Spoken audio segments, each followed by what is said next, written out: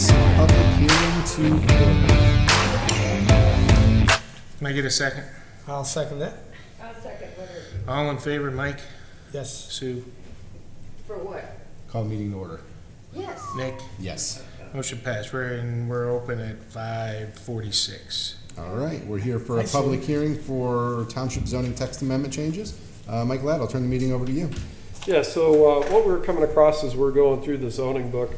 There's a section for 400.10B 56L6 that was completely different with its requirements of like sheds, garages, accessory buildings, compared to our section for accessory buildings. So what we did is we proposed just the same thing, same setbacks for structures. It shouldn't be, different in any areas within the code. So we're just making it consistent. It went through zoning commission, regional planning, and now at your level, and hopefully you guys can vote out at the meeting after this. Okay. All right, we'll open up the floor for any public comments related to section 400.10. You got nothing?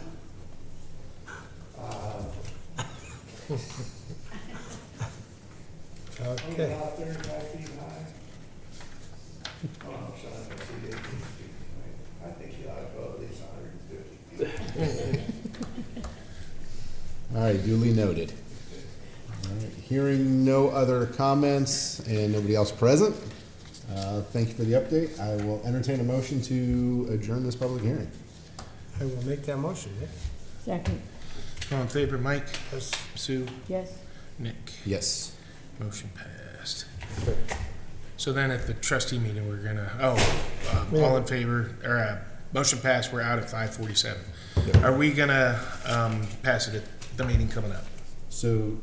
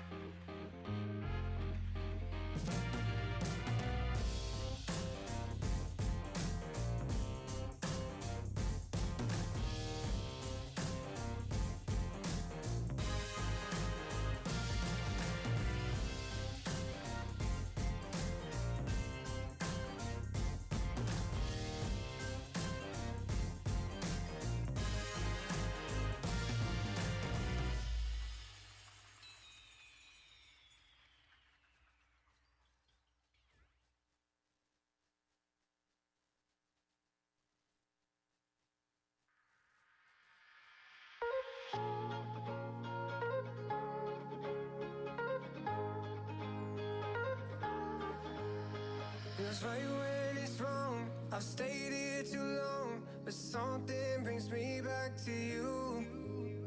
I swear we belong. I'm still hanging on, but something brings me back to you. Back to you, back to you, back to you, back to you, back to you, back to you, you, you.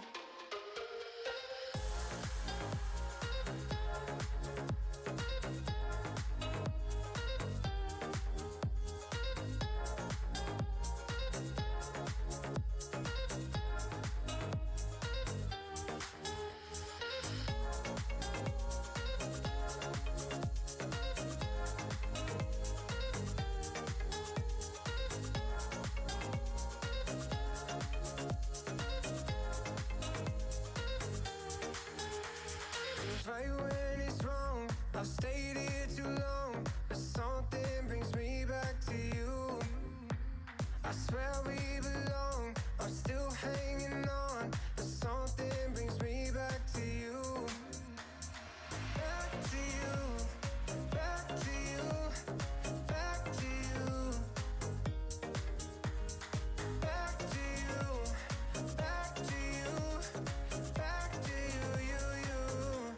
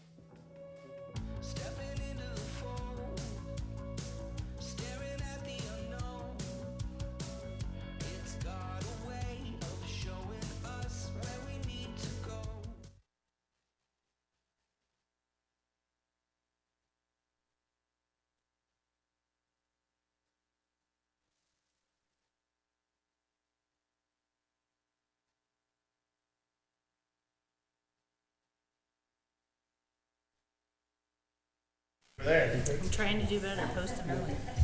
Did we get the meeting minutes fixed online? Good.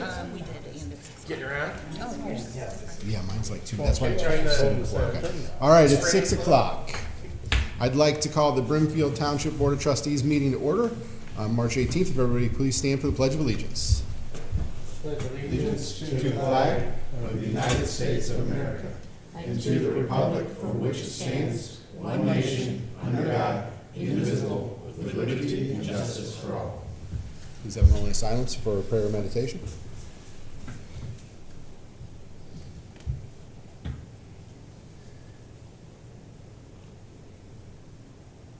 All right, thank you.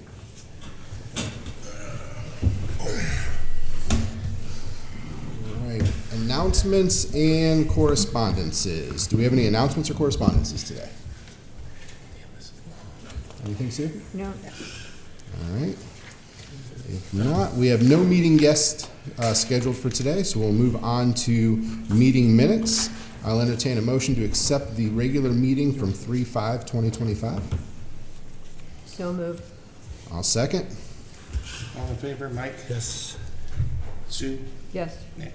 Yes. Motion passed. I'll entertain a motion to accept the special meeting from 3/12/2025. Bear with me 1 second, Nick. Was that 3:25? No, the first one was 3/5/2025. 3:5. Okay. No, wait, I was not here. You're right, you Right, weren't, so you that's- need to. So you're gonna abstain? Yeah, I'm abstaining. you abstain and I'll do whatever I have to do to make it happen. No, you got it. We have it. Let's just take a vote again on that one. Sue made the Yes. motion, Nick seconded it. All in favor, Mike? I'm abstaining. Sue? Yes, Nick? Yes, Okay, motion passed. Thank you. no problem. Now we'll do the special meeting for 3/12/2025. Entertain a motion for that. I'm gonna make a motion to approve the minutes. second, All in favor, Mike? Yes. Sue? yes, Nick? Yes. Motion passed. I'll entertain a motion to accept the agenda for discussion. so moved. I'll second. I think we have some additions or amendments to it, correct? they've already been added. Okay. So just a note, John, administration 2B, board approval for ADP was added, because it was after it was posted online, so that would be an amendment for today. All the reds are amendments. Road department 2B, approval for Portage County Engineers Office. All right, I'll add those on there. So we're gonna approve the amended agenda. Is there any other amendments? Okay, All in favor, Mike? Yes. Sue? Yes, Nick? yes. Motion passed. All right, I'll entertain a motion to accept the purchase orders as presented. so moved. Second, I'll second that. Nick already got it. All in favor, Mike? Yes. Sue? Yes, Nick? yes. Motion passed. I'll entertain a motion to accept the warrants as presented. I will make that motion. second, All in favor, Mike? Yes. Sue? yes, Nick? Yes. Motion passed. All right, we'll now move into public comment. We do limit public comments to 3 minutes per person. We thank you in advance for being here today with your comments. We have nobody signed in. This is your last opportunity if anybody would like to speak. All right, hearing none, we'll move into safety concerns. Are there any safety concerns for the board to be aware of? All right, hearing none, we'll move into the business portion of our meeting. We will now turn it over to the police department. Chief Mosley, the floor is yours. Thanks, Nick. Under old business, one update on our new officer hire status. We have a candidate scheduled for her chief's interview with me tomorrow. And presuming that all goes well, we'll then extend a conditional offer and move her on to the additional phases. So we do have one candidate right now that's further along the line in that process, so I will just keep you apprised of that moving forward. So that's just an informational update on that piece. Second item is we have Sergeant Jerry Dumont is graduating from the Police Executive Leadership College this Friday, so that'll be completing his 3-week program for that. And then after that, we'll be starting another sergeant through the exact same program, Sergeant Matt Kennedy. So with that, we'll have all of our supervisory staff will have completed the PELC program through the Ohio Chiefs Association.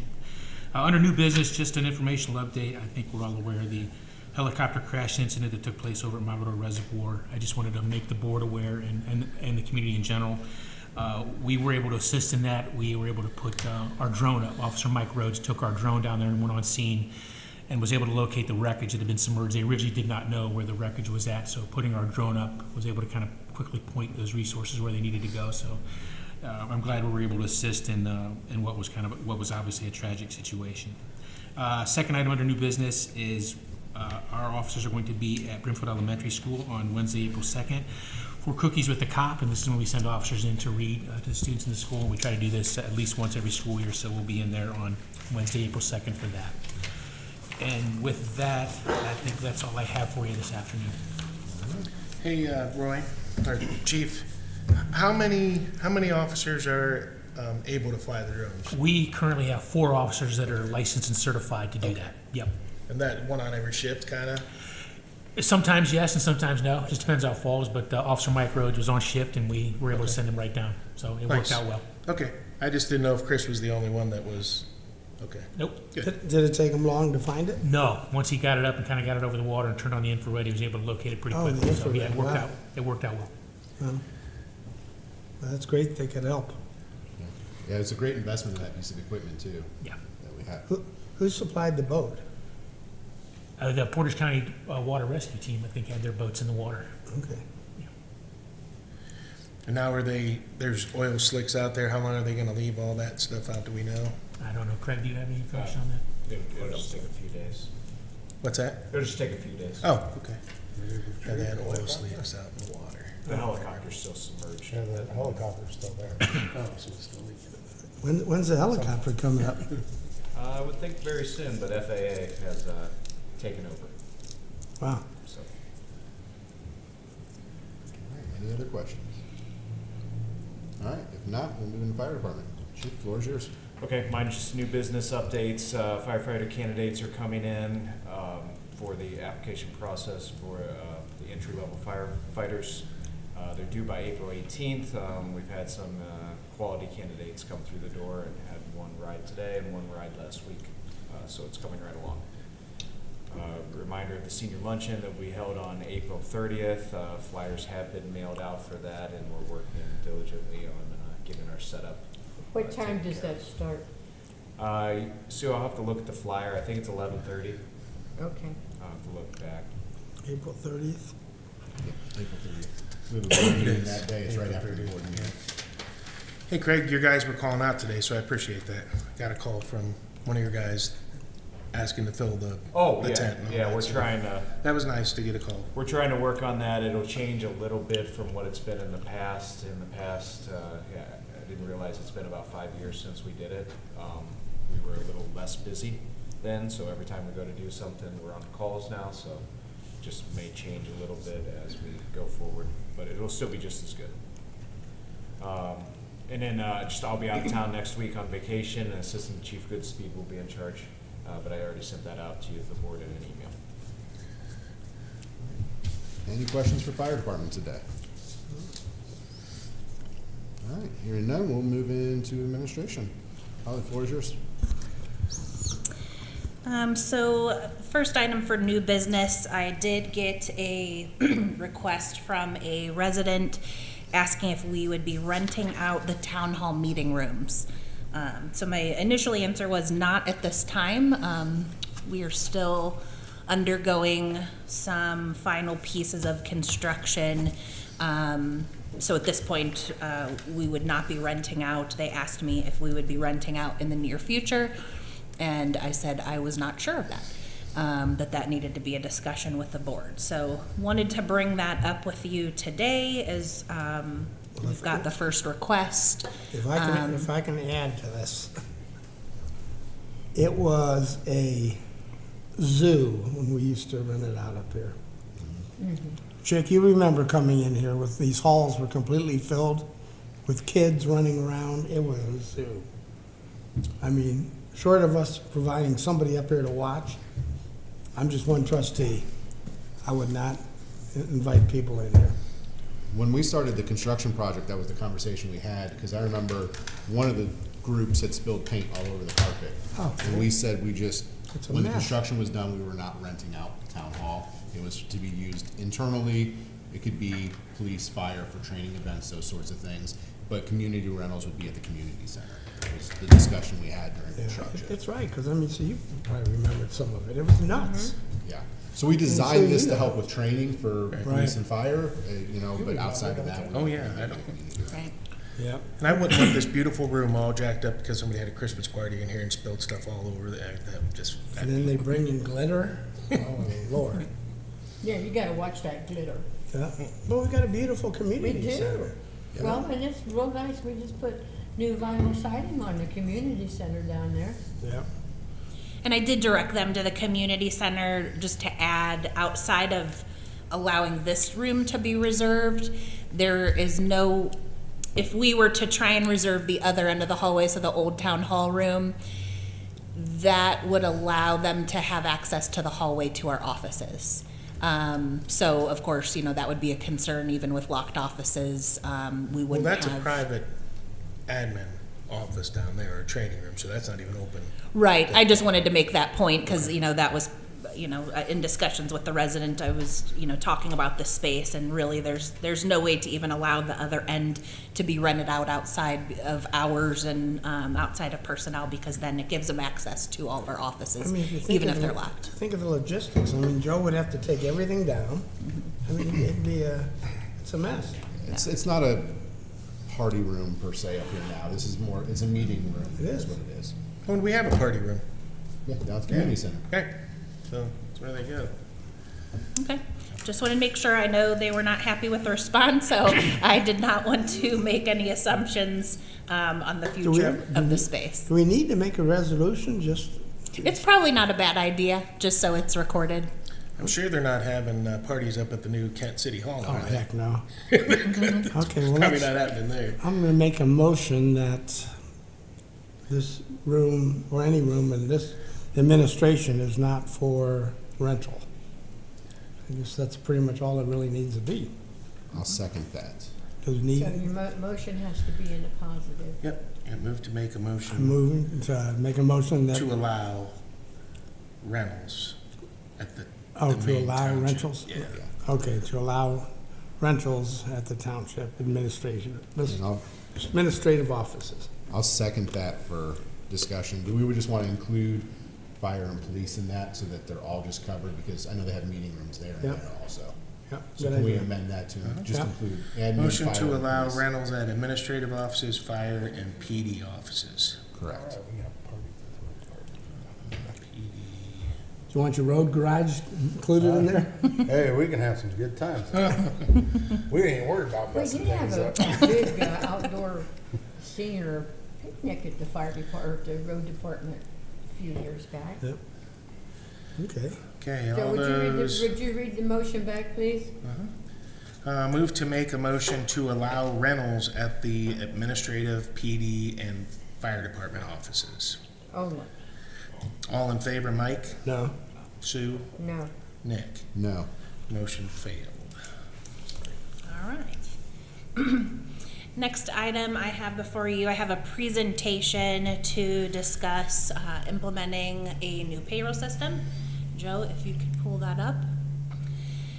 So last year, I started looking into possibly changing our payroll company. I worked with our benefits broker, Marsh McLennan, as we can receive discounts on certain contracts through our current consultant. And so they had two partner companies that they worked with. One was ADP, one was Paycor. I did invite the chiefs to sit through some demonstrations just so they could see the systems, ask questions, and different information. So I have before you today to recommend to implement ADP. And this presentation will just walk through some various items on why I'm making that recommendation. What So- does ADP stand for? It's just their acronym for their payroll company. Automatic data processing per Joe. Thank you, Joe. So first question, why do we need a new payroll system? So currently we are utilizing UAN, which is the state system that's also used for all of our financial transactions as well. Payroll currently receives paper timesheets or spreadsheets from all departments, and then the payroll administrator manually enters all of that payroll information into UAN. So hours worked, time off, anything that needs entered is manually done today. After payroll enters all that information, then currently I'm verifying all the data entry before payroll is processed. So as you can imagine, it's very time consuming. So we have the managers of the departments filling out the paper, giving it to payroll, they're entering it, I'm verifying it. It takes quite a few hours just to get through that process, just to enter and verify. Once payroll is processed, pay stubs are printed, some are placed in envelopes, and then they're again manually distributed to employees. Payroll manually enters any special payments. So again, we're waiting to get information from the departments on what needs paid out. That's all done through manual entry. So longevity, uniform allowances, benefit rate adjustments, anything that would have to be processed for payroll is all done through a piece of paper and manual data entry.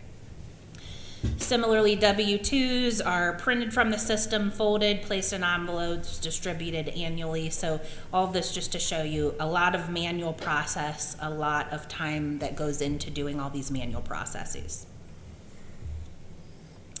Why do we need, again, continuing why we need a payroll system. So currently today we're paying for multiple systems to do the work that what a new payroll system would provide. One example is for our 1095s. That's our benefit forms that we have to provide from the Affordable Care Act requirements.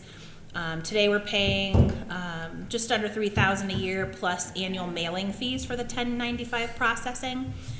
With that system, I am manually correcting any 1095s for accuracy, again, because employee data is coming from another system. So I have to manually look at every form, look at what's in the payroll system or the benefit system, and then manually go in and adjust those for accuracy. Benefit enrollments, employee information updates. So we're paying for a new system, Employee Navigator. Put that in place just temporarily. That's around $2,736 a year for that system to handle benefit enrollment. So that's anything from open enrollment to your employee information updates, so address changes, direct deposit, name changes, etc.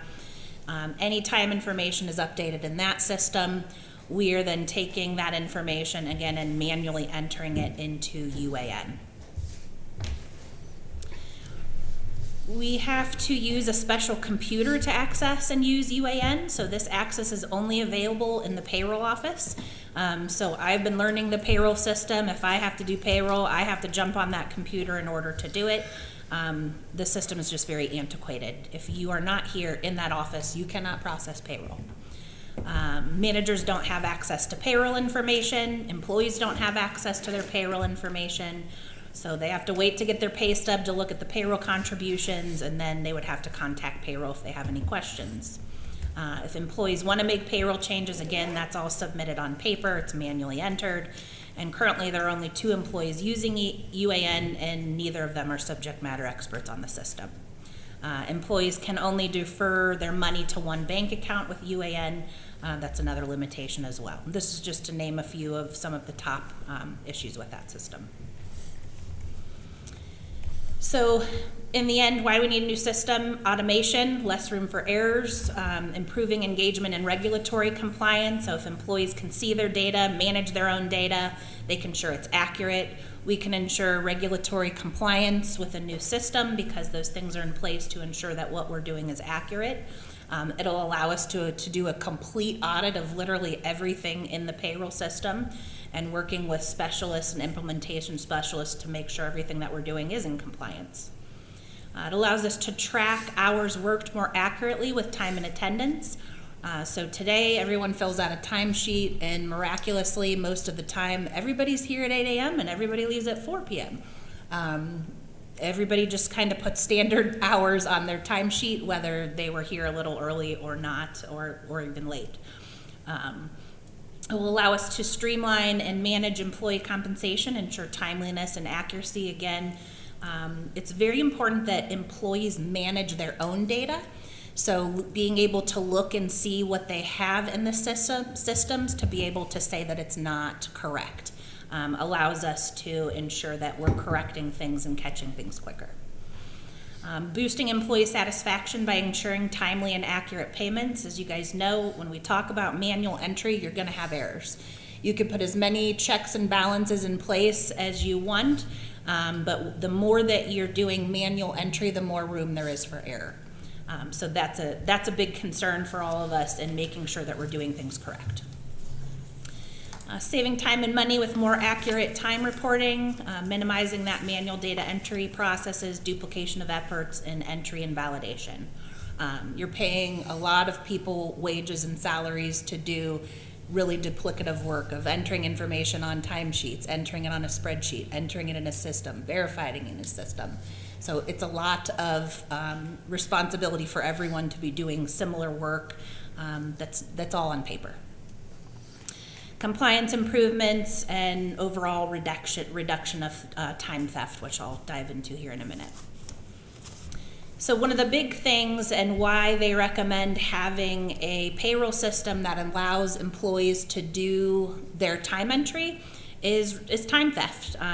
As I mentioned, we are, for the most part, a lot of the departments are just putting in their work hours. So if they're scheduled 8 to 4 or 9 to 3 or whatever their schedule is, that's what's going into payroll. It's very rare to see something coming through of, well, I came in 3 minutes late or I worked 3 minutes late to make up for that. It's not typically reported that way.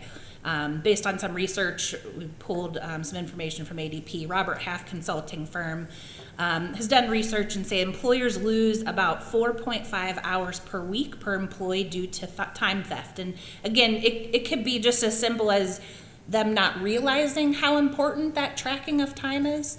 I can tell you myself, when I started here, just putting some things in place to ensure timesheets were accurate. It's just a matter of information sharing. A lot of people just don't realize some of those nuances of how to track their time. So ADP did a little calculation for us. If you take an average employee making 15 hours an hourly wage, 40 hours a week, you could assume, based on statistics, that the township spends about $11,232 a year on time theft. And again, time theft doesn't necessarily have to be purpose. It could just be that people round their hours and put it in. So based on research, more than 2 in 5 hourly employees admit to time theft, whether they know it or not. So that's a big piece of moving to a time and attendance system versus a paper process. Just a little more opportunity for savings. Labor costs are the highest expense a company has, so it is our responsibility to control those costs and use the most effective methods to do so. Again, some analysis done, Ernst & Young shows missing incorrect time punches have the highest combined cost per employee in the past fiscal year, averaging $79 per employee every year. And those errors occur across 40% of the population on average. So again, just looking at incorrect time that we're not catching, or things are being written down incorrectly, can have a huge opportunity on savings that we don't even realize that we're losing on. Well, just don't mean to interrupt on any of it, but just to add to that a little bit, we've, I don't know of anything right now. If I did, I would be looking at it, but we have had things in the past where we have had people not come back for callbacks, but put on their timesheet that they were here. We have had complaints that people see certain people out before their time that they're supposed to go. So I think that's a nice piece. I'm in total agreement with all of the issues that are out there, and the biggest thing is that Kirsten's a great employee, but if Kirsten said, I want to quit today, we would have a nightmare on our hands in regards to doing payroll. With the ADP system, we just have another ADP person that hops in there. There really isn't anybody from UAN that we can call to help us with that. There's no other people doing UAN, and we're like the only ones doing it through the UAN system. So it's just kind of a very antiquated system that we need to move away from. Well, I've just had a flashback I'd like to share. Okay. Many years ago, we had a gal on staff, and she would leave and go over town and have her hair done and come back and charge that she was here the whole time and worked. So those things do happen. She's no longer with us. So, but it does. It does. Yeah, that was a long time. When we all need to be honest to the taxpayer that we're Yeah, actually you doing gotta be the work honest, that and we're it's here for, so. taxpayers' residents' money that we're working with here. We just have to tighten up a little bit and be a little bit more. I think in the end, it'll make it a lot easier for the department heads. Actually, it'll make it even easier for the employees to track their time. I know that Holly's gonna get into this on ways that they can track it through, I won't steal your fire, but there's multiple ways that an employee can track their time. John, no other township is using UAN for payroll? Not 'Cause you in said no Portage one around County. here. Yeah.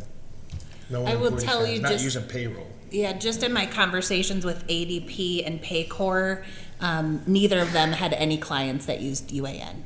And ADP is a pretty big company. Even in my background, 27 years in public sector employment, I've never had a company use UAN. We always had a payroll company. So yeah, it's very few and far between where we're seeing places continue to use that system. Next slide, Joe. So recommending the ADP Workforce Now solution. Again, we did demo both Paycor and ADP. The reason that we limited to that was just because we do get discounted pricing because of our partnership with Marsh McLennan, our benefits provider. So just a quick look, ADP Workforce Now, what that provides. So it is, for the cost of this package, provides everything from applicant tracking and recruitment.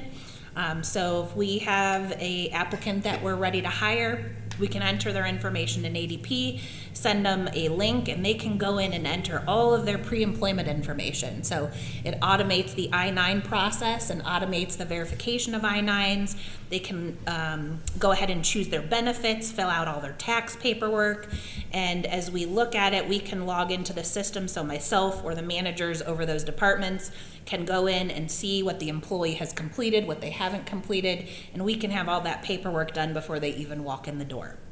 So automation of that whole recruiting process and paperwork, payroll and taxes, benefits decisions. So again, the system will be used for new hires, it'll be used for open enrollment, and if employees experience any life events where they need to make benefit changes.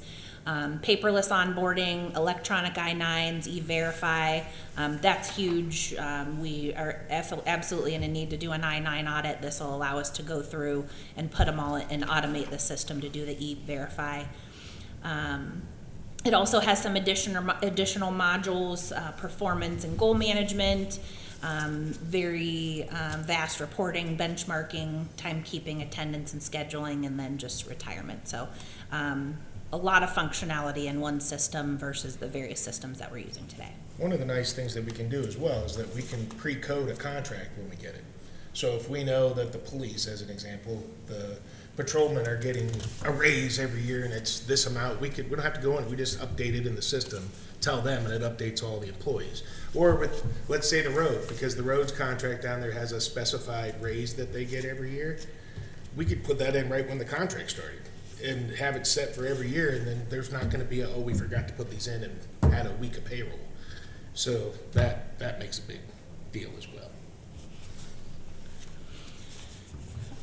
So again, just some features included in the proposal, some very small writing there, but Payroll Plus, it does give you easier tax filing service. Now, this system would interface, so we would meet and look at, we would still have to keep UAN because we do utilize that for our financials, but there are tax filing services, different things for group life, auto calculations, online reports, payment statements, and enhanced HR modules, employee and manager self-service. So again, our managers would have access to this as well as the employees looking into it, new hire reporting. This is reporting some of this reporting that we're doing manually today because it's not set up in UAN. That new hire onboarding, benefits administration, time collection, employee verification. So just a vast variety of services included in this proposal. So some general information, again, employees will be able to access their time and attendance through an app or computer. They can log their in and out times in the system, or they can use a touch proximity clock, which is a fingerprint. So, for example, the roads crew, I was talking with Dave. A lot of companies, if you recall, used to use a card that when you'd get into work, you'd have to swipe in and out. Well, now they have the touch proximity clock, where you're just putting your finger down. So that's good because employees won't lose their cards, which would prohibit them from clocking in and out.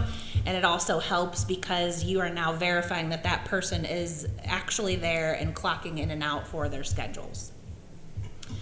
It's a nice feature because we can track all that, kind of just like we have in the new building. When people come and use their fobs, we can see who's in the building. We know when they were here. It kind of gives us more. But this would be limited because salary wouldn't need to clock in and out, which is the majority of our workforce. Right, It would it just be would. roads and 1 or 2 employees over here, essentially, is what you're saying. Well, right, because salary's getting the same amount of money no matter what. Right. Yes. Yeah, so salary, it is just for exceptions. So for example, for myself, if I were to take a sick day, I'm going into the system and entering my sick day versus putting on a piece of paper today and having someone else enter it. So for salaried employees, which is Vacation days your are tracked in there as well. management staff, that's where they would just be logging exceptions. So it'd be a smaller portion of our workforce. Because if police and fire weren't doing the clock in, clock out, it would really just be roads and 1 or 2. It would, yeah, and police and fire are not interested in requiring employees to log in and log out times. I do have concerns with, us requiring half our population to do it and not the others, but that's not, that's for the board to decide.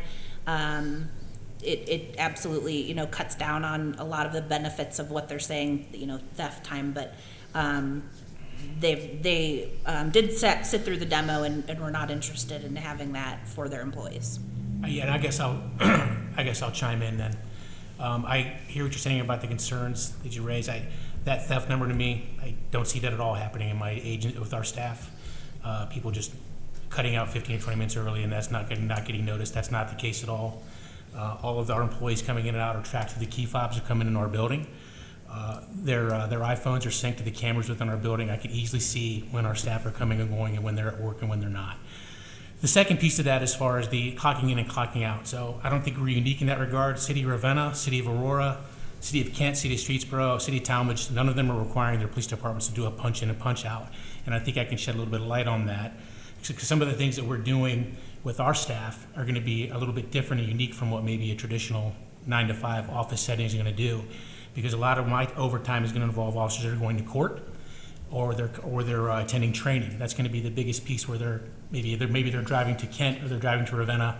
They're not required to come to the station first to do that. They go directly to court from home, and then when they're done with the court, for example, if you're like going to work in a midnight shift, you get done with court, you're finished with your case, you go home.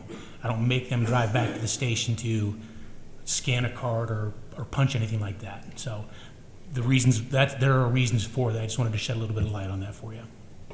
Thank you. And so for all the other departments, besides roads, we would just be using, so there's an app, so employees that are not stationed at a desk, or even that example, let's say Parks, their Parks assistant is out somewhere, doing a hike. She doesn't have to come back in to log her time. She can just pull up the app and clock out. So there's the options of the computer, the app, and then the touch proximity clock. ADP can interface with police and fire systems, or a data upload can be set up to upload their payroll information. So what we would do is, if this is approved, we'd sit down and determine what the best way is to get their payroll data into the system. And that would either be through a data upload, or they would be required to put all their system in a format where the system is automatically uploading it. So even if they don't go to ADP for the time tracking, we have 2 options available to upload that system automatically, and again, eliminate that need for manual entry. I mentioned the chiefs did demo the system just to see that functionality. There's Planet and Aladtech do provide some very specific features that they can use for their departments. Just the example that the chief indicated, court attendance and different things that while they could be built in ADP, not all of them are readily available, and currently their systems meet their needs with Planet and ELATTEC. Implementation can range from 8 weeks to 4 months, depending on the need. We have no urgency. My only urgency is just to get a system and cut out all of this manual entry and honestly cut down on the time that we're spending just to get payroll run. So ideally, if we could target this year, maybe ideally August would be ideal for me. But we do have flexibility in when we can implement and how quickly we want to implement.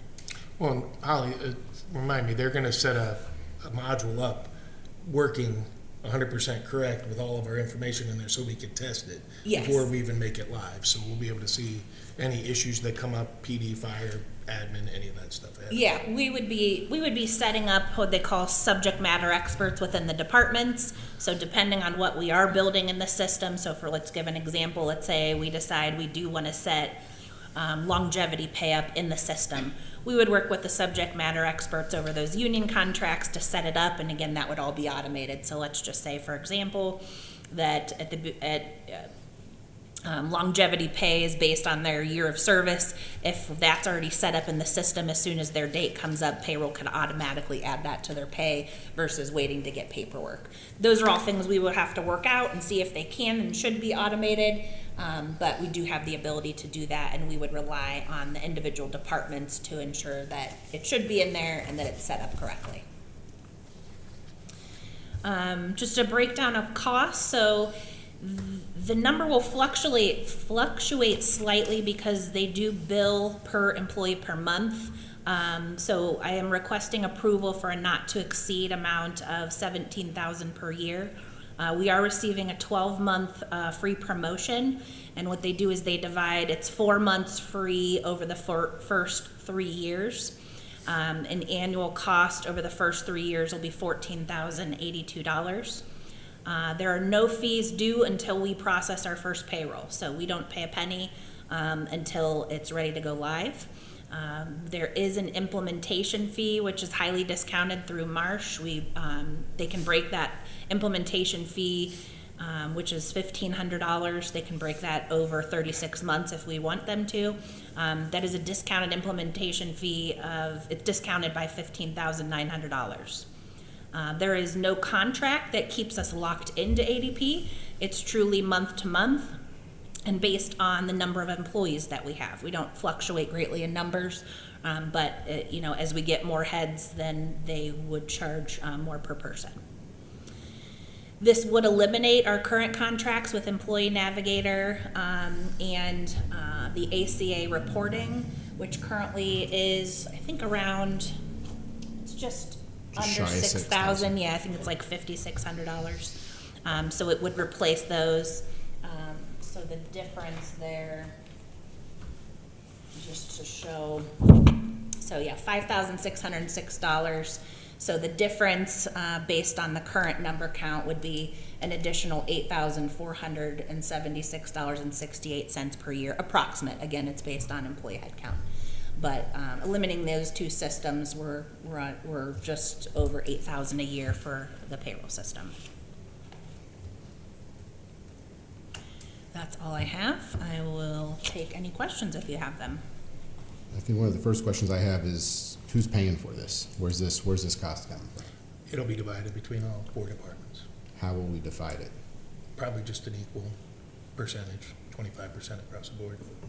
And then we're gonna divide it by the 8,400, or are we dividing it by the 14,000? 8,400. So it's gonna cost less than $3,000 for the whole year for payroll. So we're looking at each department taking on another $3,000 to their budget. Sure. Yep. Okay. If I should make a motion in the positive so we can discuss it. I'm gonna make a motion in the positive that we approve the system not to exceed $17,000. So I'll just need a second Second. for discussion. Okay. Yeah, I like the idea that we have a potential good backup for if the circumstances would happen that we have a vacancy. That's probably my biggest fear in the whole thing. And, you know, I mean, I've used systems for years and years at Mike's place. I mean, my wife would have been in the funny farm if we didn't take a payroll system, you know, to deal with 90 employees. And, you know, I mean, there still is a lot of data entry. I mean, don't anyone kid themselves. You're still going to have data entry. But the amount of mistakes we have are slim to none.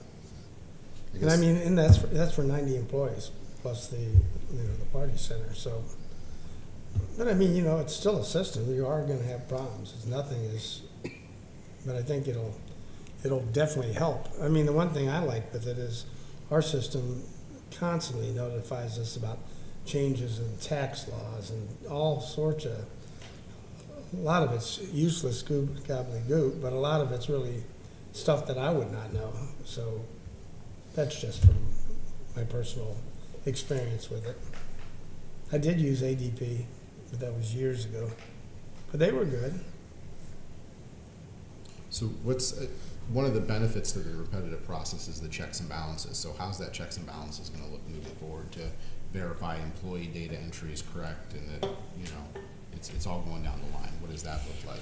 Yeah, so we'll have to define how we want that to look like, but typically what I've seen in other organizations is employees, so depending on how we do this, so let me just speak for the admin piece. Employees submit their timesheets and they go to the manager for approval. So the manager then has to review and make sure that what they've entered is correct based on their knowledge. If there are any errors, so someone forgot to clock in or out, then it's the manager's responsibility to follow up and get that updated, and then the manager submits it and it comes to payroll. So that first line of defense is the manager who's working directly with the employees to verify what's been submitted or correct those errors, and then it goes to payroll for processing. So can I just, I have some questions. So the individual employee is going to submit his or her timesheet, and then the second piece to that is when we're processing payroll, for example, Captain Atkins or somebody is going to go through and then kind of approve those timesheets as submitted by the employee, or that's the second layer. Someone's going to look at what each officer's going to have to go in and manually submit his or her timesheet, and then I just want some clarity on that. Help me understand that. No, if we use the time clock system or the thing on your phone, that puts all their hour information in there. They don't have to. Yeah, but that raises a submit series of anything. issues that I've already brought up. And Sure. So, and I think there needs to be clarity brought to that. Sure. You know, Well, I think the PD and FD situation is different though, because you're not changing from your current payroll system. You just got to figure out how do you get it, how you're doing it now to talk to ADP, which, Holly, you said that the best way to upload payroll for PD and FD after the approval, we'll figure that out. Like, can we figure that out before we do approval? Because I don't feel comfortable approving a system until we know for sure, because I don't want the burden to end up on Dave, Roy, and Craig, more work on their shoulders while we take some off of finance. Now it becomes on their shoulders to transfer that data. But that data transfer needs to be seamless for them, and I just want to see what that's going to look like. Yeah, so as I mentioned, that example that I gave was for admin. So if we determine that the best thing for police and fire to do is to dump all their information in a spreadsheet and that'll be uploaded to payroll, then that'll all get uploaded. They've already done their due diligence in verifying what's in the information that they've provided. It's uploaded. It comes to payroll, and if there's any errors, then they might have to go back. Maybe something was fat-fingered or an error. But that's if they choose the data upload option. And we can set this up any way that we want. Most organizations, it's the manager's responsibility to approve their employees' time versus payroll, because payroll does not see the employee. So for the example I gave, my team, the timesheets come to me, I look at them, and today I'm signing off on them, and then Kirsten's entering them. Whereas in the system, they're putting their stuff into the system. Payroll is letting me know that it's time to approve. I'm scrolling down, seeing if there's any errors, and I'm submitting it to payroll. So it's just automating it. But I want to circle back to that PD and FD. Is their system capable of exporting the data into an Excel format that ADP will accept and will upload in there? Have we 100% confirmed Yes. that? Yes, as We're I 100% mentioned, I am 100% sure that there are two options. They can put it into a Excel format that'll be in a specific format, and they would just need to enter it into that spreadsheet and upload. Or if it were an option, they could create an interface to a lad tech or to the other system. But as we talk, there's a lot of things that they have to do on the back end. So it seems like it would be best to upload it in a spreadsheet, and ADP has already confirmed that that is an option. They'll just have to have it all in that format so that the system will automatically grab it and upload it into ADP. So Roy, is that gonna create more work for you if you had to do it that way? I don't know. I don't think Like, so. I'm not trying to put more, I don't my know. concern is the burden of time, right? And that's why I'd like to Yes, see how it the works. Power Time platform that we use can export data out into multiple payroll platforms, ADP being one of them. I just did a quick check today. There's a couple of articles on how to do this, change your system settings to make sure you can export the data in a way that ADP's accepts. So the short answer is it can be done. I don't know exactly what that's going to look like, or maybe that's just a couple of mouse clicks, and maybe it's I can't imagine it'd be overly cumbersome. I just don't know 100%. How about on the And lab that's where ADP would work. So let's just say you just have to make a couple changes to the information in Planet, and they set up a transfer. Like, ADP is going to work on that with you. So if we determine that it's much easier to set up that interface, then we would set timelines for police to make sure that that's all done, and then ADP would automatically interface and grab that data and dump it into the system. Same thing with a lab tech, if that's the desired one, if that's the way they want to do it. Well, and I don't mean to be on this. I'm not looking at any current employees, but we have had ex-employees in actually all 4 of the departments that we've had time theft issues with in the past, which were huge issues that they stole lots of time from us. That's why I really need a better way to track than they are now, because we've had them, and I don't know if you do, Roy, but Craig, and I know, and Dave, as well, but we've had employees that were in those situations, and we didn't know at that point that that employees were doing that. We caught them in a way that it would have been caught a lot faster with a situation like this. I think part of the problem with the clocking in and out, I'm not against it, right? But there's a huge hurdle, especially if you look, let's take fire, for example. I had a conversation with Craig about this a year ago when we looked at it. Their callback pay is different depending on where they held over because at end of shift, or do they come in, do they come on and call back, then leave and come back right again? Like, the systems can't keep up with that difficult of data, right? Like, the data is much different. This is not I go to the factory and I punch a clock and I punch out, right? This is a much different scenario, and I think that's the concern, and I think law enforcement has the same concern about those different punch-ins and punch-outs. It's not that we don't want to track the employees, it's the systems can't do what we need them to do. We need to make it figure out, because in that situation, we have had employees that said they came back on callbacks that did not come back on callbacks. So that we have to figure out a way to solve all those. But we've made it clear that, they're not gonna have to punch in and punch out, fire and police. Well, But it's gonna have to go to, you still have a manager. If the manager knows that someone's not here, I remember when that was happening, some of that stuff, John. It's crazy. And my thing is, that's part of the implementation. ADP will work with the individual departments to determine the best way to get the data. So if they want to maintain the way they're doing it today, they'll do a full analysis to determine, can we set up an interface to make it automatic, or should we just do an automatic data transfer? So that's part of the implementation process. If we're not.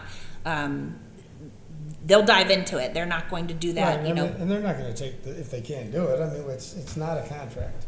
It's month to month. Right. Well, we don't pay anything to them unless we go live with Right. it. All I So know, we would implement the whole thing, and we'd have to approve it, and then we would pay them. Does Is that the- correct?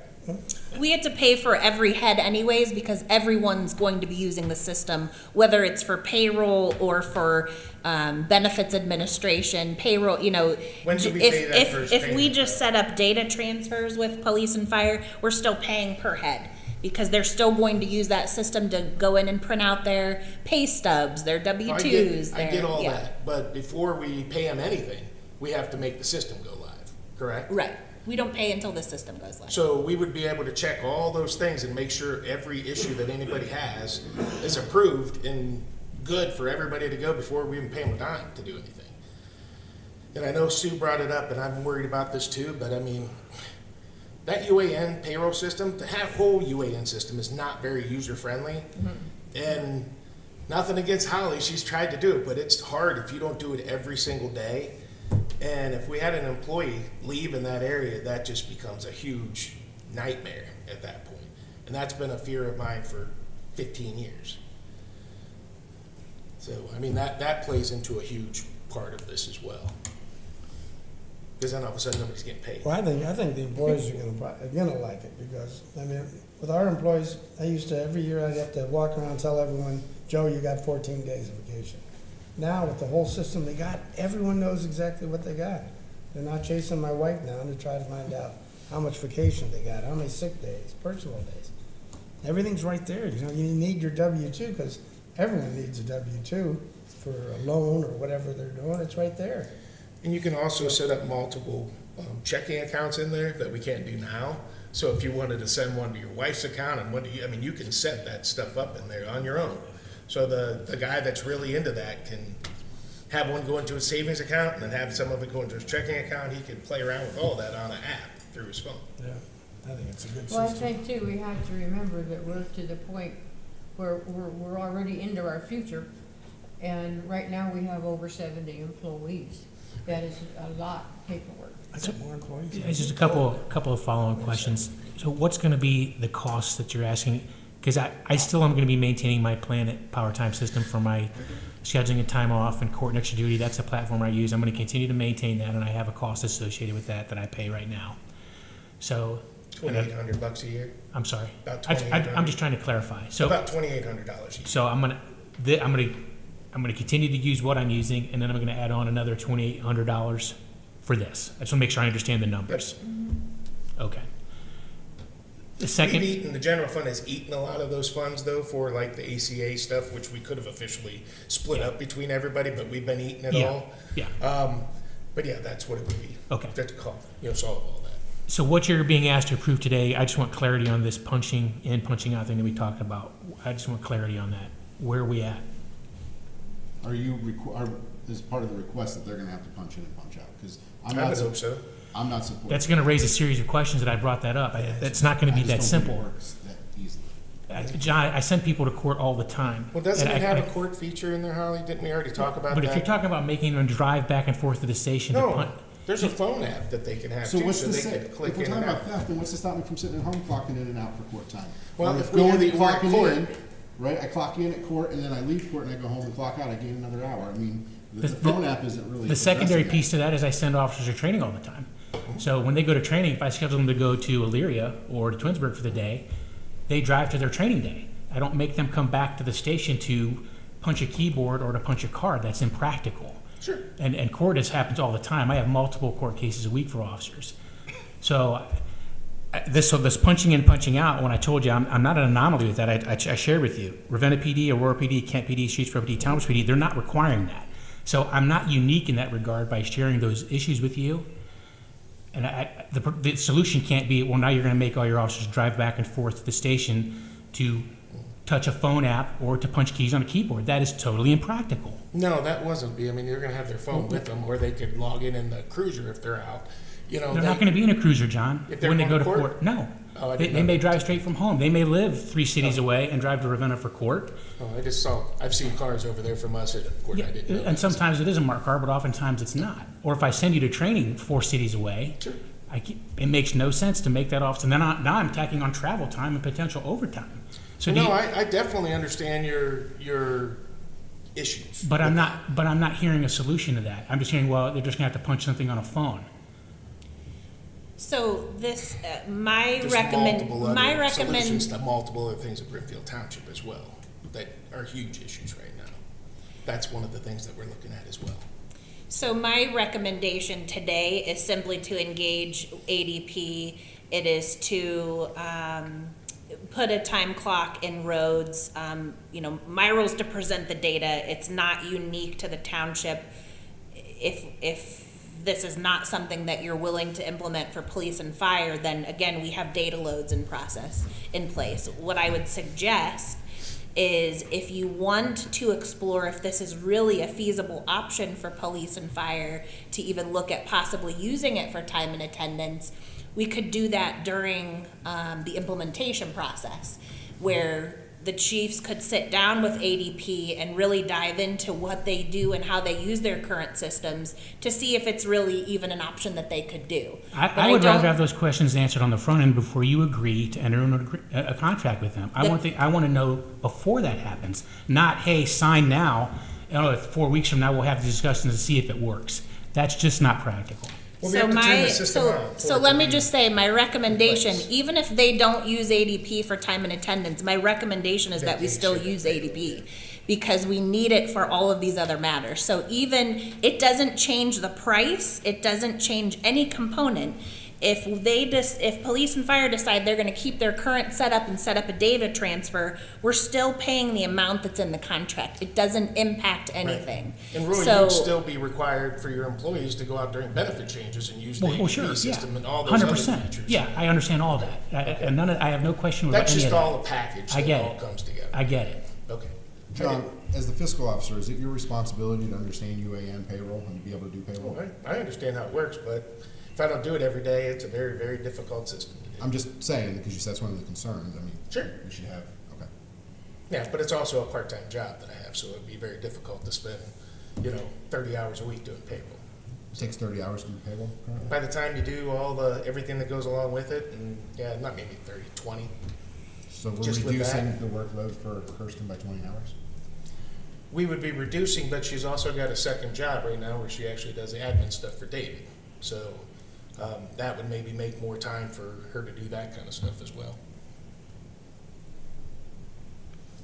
But if you went in and did payroll and I taught you how to do it, and then you had to come back 3 weeks from now and do it, you wouldn't be able to do it. It's an everyday process you gotta do, so yeah, that's not practical. So again, the proposal before you is to engage with ADP. It's putting the time clock in roads, and the rest of the population would use the computer, the app. If police and fire do not wish to use time and attendance, it would simply set up either a data transfer or they would populate a spreadsheet. The idea of the potential of them moving to use ADP for time and attendance is not impacted at all by the contract that we have today. It would still be the same price, it would still be the same parameters. It doesn't change anything. The recommendation still stands the way it is. So when I'm importing the data from PowerTime, that's pulling from my existing platform, PowerTime. It's pulling all that data from that and putting it into a format that ADP can read. So if I was going through the time and attendance thing you're talking about, you're saying that would bypass all of that, and I would no longer need to do that, which kind of,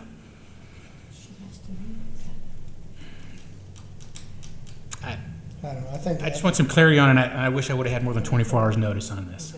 I recommend that we table this for now for more discussions and review. This is the first data dump of this information. I'd also like to see the white papers that support the 1 hour time theft per day, because I think that number is really high. I mean, you're basically saying all of our staff is stealing 5 hours a week. I mean, that's. We had a year and a half worth of stolen time from someone in the department because they said they were here and they weren't. A year and a half of an employee that made $75,000 a year. So, I mean, we've had that issue in multiple departments before. But by us approving it, I mean, this is gonna be discovery phase 2. So I mean, if it doesn't work, we get rid of it, we dump it. I just feel like the chiefs aren't ready for it. They have questions, and I just don't see us moving. I mean, how forward. long have we been talking about this? But this has been. When's the last time you heard about this, Roy? I sat in on something about a year ago. Have you heard anything since then? So everyone seems very upset, and I'm kind of confused because I'm recommending a system that will help cut down issues with employees. It really feels a need. I absolutely hear you guys. I don't care if you use time and attendance. If I could finish, I don't care if they use time and attendance. My role is to present the data to you. And it's for you guys to decide. And regardless if they use time and attendance, this is still the recommendation because it doesn't change. We can absolutely set up a data dump that just grabs that information and puts it in the system. That's your guys' call. It doesn't impact anything what we're doing here. And even if we approve this and we sit down with ADP and they go through and say, no, this will not work, we're gonna stick with the data dump. No problem. It is still the same contract. We're not paying any more or any less. This is solving a huge issue that we've continued to have with payroll. And if we don't want to switch how they're doing things, that's fine. Their data will go into a spreadsheet and the system will automatically grab it. We're just going to change that employees are going to use this system for benefit enrollments and otherwise. So everybody's upset. This is a payroll issue, and they can keep their process pretty much the same with the exception of making sure that spreadsheet is wherever ADP says it and the format it is so the system can automatically grab it. They can continue to do everything that they do today otherwise. And I hear that, and so your role was to present the information to the board for the board to review. I want some time to review. Hang on, let me finish. It's our responsibility to review this and make the best decision. It's her job to present it, the board makes the decision. Second of all, there's been a lot of back and forth banter. We are clocking in, we're not clocking in. John saying, yeah, no, I really want you to clock in. Board, some people saying we don't need to. I think the whole thing just needs to sit for 2 weeks, allow us to look at, are we up against a deadline where ADP says, if you don't do this today, we're out. We're not in a deadline. Okay, then what's wrong with letting it sit for 2 weeks to allow just general conversation? If it sits and for then 2 right- weeks, yeah, but if it sits for another month and a half, 2 months, and we haven't done anything, that kind of, a lot of things happen like It goes on the agenda as old business and it comes up for I discussion. do want to add, my job is not to do payroll. That's fiscal. My job is to make sure our monies are spent appropriately. That is my job. So if I was a fiscal officer at another, township that had an ADP system, I wouldn't be doing payroll. But my job is to make sure that our monies in Brimfield are being spent wisely. I just wanted to make sure. But as the time stands, if there was no fiscal person, assistant, it would fall to the fiscal officer to make sure things are paid, such as payroll. So just And to if it did, I would go hire understand, ADP. so just to understand, But you need board approval to do that. Sure, I think or we that's wouldn't get a one of the paycheck. pieces we miss sometimes, John, is you're the fiscal officer, you have no voting privilege up here. You can input, that's fine, Right. but I think we have to stay that line. Then you could go down and do payroll. I mean, I don't have to go do But payroll. that's the fiscal officer's responsibility. It's my responsibility to take care of the finance of, you're right, and if I said to you, I have to go to ADP to get this done, and you say no, then it's your issue. So, Well, we can discuss that later. I don't need to discuss it, that's fine. That's fine. I move that we table this till the next township trustee meeting for further research. There's a motion on the floor, there's a second motion on the floor to table it for further discussion. Which motion do you want? So Sue I was made a good. secondary motion to I table. was good with my motion. Oh, did you have motion? Yeah, I wanted to go for it. Oh, okay. So you want your motion that got seconded? No, you take I mean, I've heard everything. I mean, Roy's, opinion is fine. I can see his thing, but she said everything is gonna be taken care of. We're gonna know in the next month if it's gonna be taken care of or not. I'm ready to go for it. I've done payroll for way too long. I understand the benefits of it. I don't know why we're letting one department derail the rest of the township. We haven't heard from fire about I don't know, I've heard enough. I'll withdraw. It's that opportunity. I have heard enough. Okay. There's a Well, we have a motion, a motion second on the floor. There was a secondary motion that was removed. Yeah, I take my. I didn't get a second for that one anyway. Well, I had seconded it, but that's okay. Okay. Yeah. So we're back to the original motion that was on the floor. Is there any other comments coming before the board at this Yeah, time? would you read the motion, please? so I will make sure that we set up meetings where the chiefs can talk to ADP, we'll do demos, whatever we need to do so that they can feel comfortable with whatever those next steps are before we move forward. That's not a problem at all. I mean, what I don't understand is I've known about this. I've spent time talking to Holly about it. How can you guys don't know nothing about it? Do you ever come over here and talk to her? I'm not, Roy, I'm just telling you. I don't understand. I'm not a psychic, Mike. I'm not. Well, I try to come talk to people to find out what's going on. Sure. So Yeah, let, and so if I mean, I don't know a lot, but at least I know this is going on. so let me say, I Roy, started. I'm not trying to get on your nerves. I'm- No, I'm and I saying, wanna think we say- spend a half an hour of wasted time for something that's gonna cut out theft. Yeah, but I'm not saying we have But I have the right as a department head to ask questions. Right, And I just want clarity. Roy, You heard me no, say that I- word 4 times, I'm right? with you 100%. I want clarity. I'm not trying to derail anything, but I want Right. clarity on this because I it know, is it's just- important and there's a it's just- monetary cost to It's it. just always been, and I'm not hiding this, but there's always been a divide between admin and police, admin and fire. It just feels like there's 3 different departments, or 3 different, entities. We're trying to all work together, and if it doesn't work, believe me, I'll be the first one to make the motion to get rid of it. I mean, I understand Roy, he makes sense. I don't want, there's no way, at some of those situations when they're at someone get clobbered at an accident, they had to go down to the hospital. I mean, the last thing on their mind is to be, oh God, I gotta go back to the township and clock out. That's ridiculous.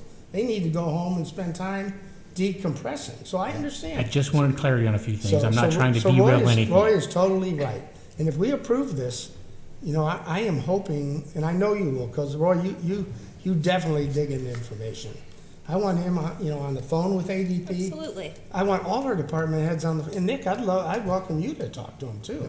And look, I'm not saying I'm against it. I know you're not against it. I'm getting calls throughout the day from police and fire that there's concern there, and I think that's my job as liaison is to Right. speak up for those Oh, departments. I agree 100%. And that's why I just want to make sure that we make the best decision. Right. My 2 biggest concerns for them is, I don't see police and fire clocking in and out. Yeah, that's hard for me. I struggle with that. It's not And my for me. second piece is, Right. At all. the second piece, but John, you said earlier, well, I want them to clock in and out. So that's my concern. My second concern is, I don't want this process to end up creating additional burden on them. They're already taking additional burden on a financial hit. Now I don't want them to take an additional work burden on that too. That's my concerns with that. And if we're able to get out of this contract and we can say, we don't want to do this if we see it doesn't work, Believe me, you can get out of these contracts, because I think we've had 4 payroll systems, and it's. Well, it doesn't have a contract. You can get out anytime you It's want. very easy to get out of them, but man, I tell you, I like to think our employees are honest, because I know a lot of them firsthand, and I know they can blow smoke up your yin yang, but you want to hope employees are honest, especially your safety forces. Everyone, you want them to be honest, because the jobs they have here is a wonderful job. Yeah. So we just all have to. Yeah, I just don't want us to all be against each other. We got to be together. So, want to So, vote on your motion, or what do you want to do? so is there any other discussion on the motion that's on the floor? Okay. Hearing none, roll call vote, please. All in favor, Mike, yes, Sue, Yes. Nick? Abstain, not enough information at the time. Motion passed.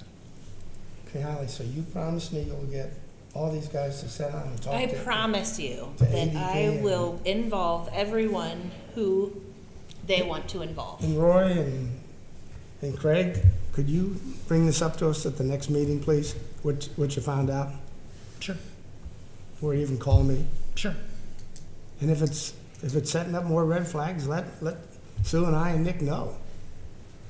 Because once you start digesting it, I know how you digest things. Let us know. Okay. Okay, sorry. Oh, that's okay. All right, do we have anything else under administration for discussion? That is all I have. Any questions for administration at this point? Afraid to ask anything. All right, hearing nothing, we'll move into zoning and economic development.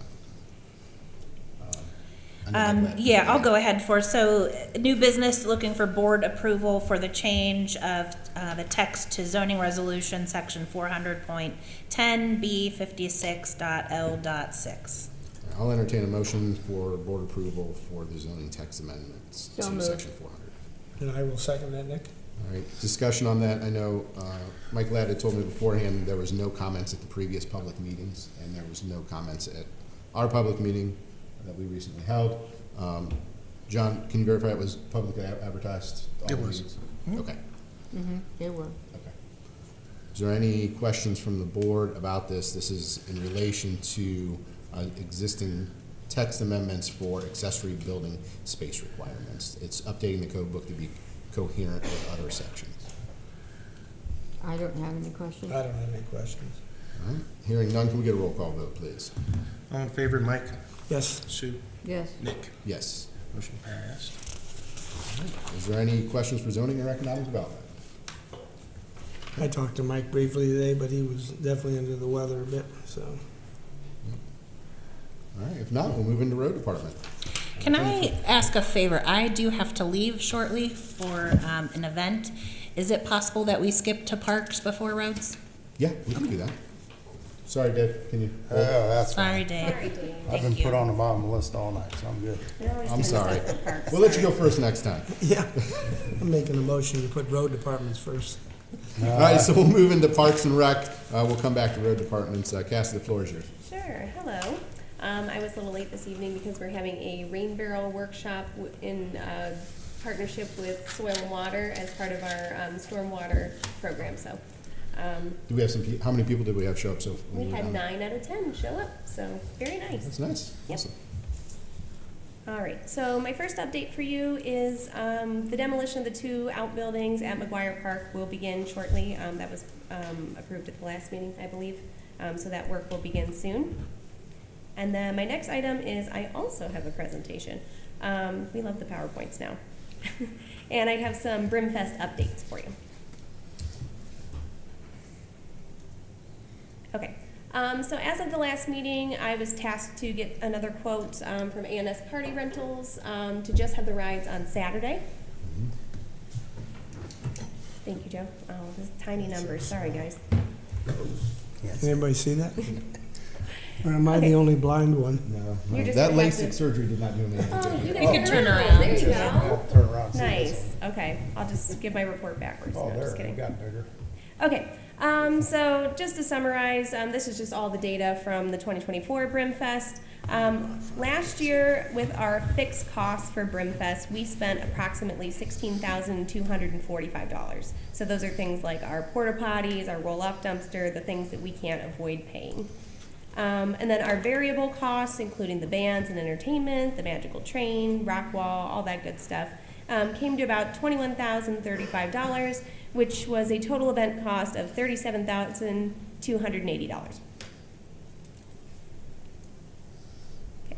So we went back to ANS Party Rentals. Oh, this is presenting our first quote that I got to have the rides on both Friday and Saturday, which came out to $43,191.87. So then the concern was brought up that the total budget for this event was approved to be $30,000. Since this doesn't support this option, the contract can't be signed until additional funding is secured. So we need to get those sponsorships or whatever additional funding in place before we would sign a contract with ANS. And then the higher ride costs don't allow funds to secure bands and fireworks and entertainers, because this cost here, I'll get into that later. But we can't commit to the contracts for the above vendors until the sponsorships are secured. And then this is our option 2. If we go to just Saturday, the quote that we were given was $33,452.62. I know we were looking at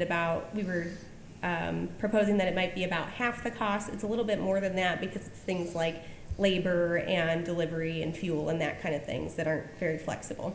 So we have the same concerns about this budget. We have the $30,000 to spend, so we wouldn't be able to sign this contract until we get that additional funding secured. So that's just the 4 rides. Yes, that would just be the 4 rides. So that's the Fun Slide, Pirate Ship, the Kiddie Plane Ride, and the Carousel. So then also, this has the same concerns as the previous slide with the additional, the lack of activities and entertainment on Friday without the rides, and amusement would be an additional burden on the event. Okay. And then our option 3 is the rides for Saturday. I asked if there were other options that we could look at. If we substitute the carousel for a swing ride, it can save us $1,000, so not much of a price difference there. And we have the same concerns as the previous 2 slides. So I just want to touch on that. At the last meeting, Nikki did ask that, let's look at traditional Brimfest on Friday, rides on Saturday. The concern is we were hoping that cost would be significantly lower, just having the rides on Saturday, but it's still, I think it was $33,000 there. So with that, our concern is then if we're spending more than our entire budget on rides and we don't have money to, purchase things for Friday night, as it said on the slide, we're concerned people are going to come to Brimfest on Friday and we're going to have vendors and food trucks only, because we will not have the inflatables, the train, or anything else based on the amount of money that we have to spend on those rides. Okay. So if we look at the whole estimated cost for 2025, based on 2024's costs, we have our ride costs and our fixed cost. This does not account for any price increases that may have occurred. We'd be looking at a total cost of $48,347. And so if we subtract our approved Brimfest budget, the sponsorship dollars that we received in 2024, which was $7,800, and what we received in wristband sales, we'd be looking at a remaining cost of $9,817.62. And this cost would not include any bands, entertainment, inflatables, magical train, or anything like that. Well, what about the fireworks? The fireworks were included in the fixed costs, I believe. Yes. Because those have gone up Those did go up $1,000 this year. $7,500? Yeah, from 6,500 to 7,500, yes. Some additional considerations for this year's event. The Brimfield Lions Club did vote that they will not be organizing the parade this year due to the tight time constraints. And if we are looking at the cost that I would need to raise to make up for the cost for the rides, we'd be looking at an additional $18,347. So if we wanted to do the fixed costs, the carnival rides, and the same entertainers and amusements as last year, our variable costs as last year, we'd be looking at $39,382 additional that I would need to find. So we talked about this beginning in October of 2024 was when we first started discussing Brimfest. So that's usually about the time frame that I start planning. As soon as I get those dates, that's when I start reaching out to my usual bands and entertainers and food vendors and things like that. So we have a concern that it would be difficult to book those people. We've already had to tell some bands, they've been calling and inquiring about it, and we haven't been able to confirm the date yet. And then the sponsorships could not be secured until the event and dates were confirmed. So we are significantly behind in that respect. The bands and other entertainers, yeah, I got a little ahead of myself. And then another issue is that there will be a field home football game on Friday night, which may limit our attendance. And also, if we don't have the inflatables, there would be no free amusement rides for the kids. So these are some proposals that I brought up. I had suggested the Brim Festival's event series for the summer. So these are just some suggestions that I might have for events that we can do. So these would be part of a series. So we have our Schools Out movie night and our Touch a Truck.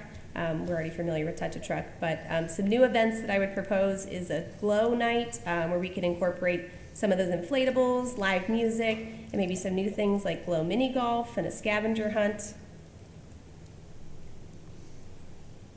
And then I had an idea for a senior summer celebration where we can have some live music, a yoga demonstration, and some vendor tables. And then I've loved this idea for a while, Swamp Town Days Fall Festival to honor our Brimfield heritage and make it kind of like a pioneer type festival with a new spin to it. So presenting this information, just seeing the challenges with the budget and the previous logistical issues that I brought up to the board, it would be my recommendation to proceed with the Brim Festivals in lieu of the traditional Brimfest for 2025. Do you have a cost? Do you have a cost estimate for the festivals, gearing with the $30,000 that we have? I do not have an exact cost estimate, but it would be significantly less than the $30,000. That, what you just The recommended. Brim Festivals, yes. Yeah, a lot of those are low-cost pieces. I mean, my one concern is, God, I mean, I don't know, how many, 4 or 5 different festivals that you're gonna try to pull off? And that seems like a lot. Yeah, well, these were just suggestions. I can, I mean, in reality, how many did you really wanna do you think? Should I Well, show you some my of them they're honest already doing, so like the Touch a Truck, it's just expanding on it.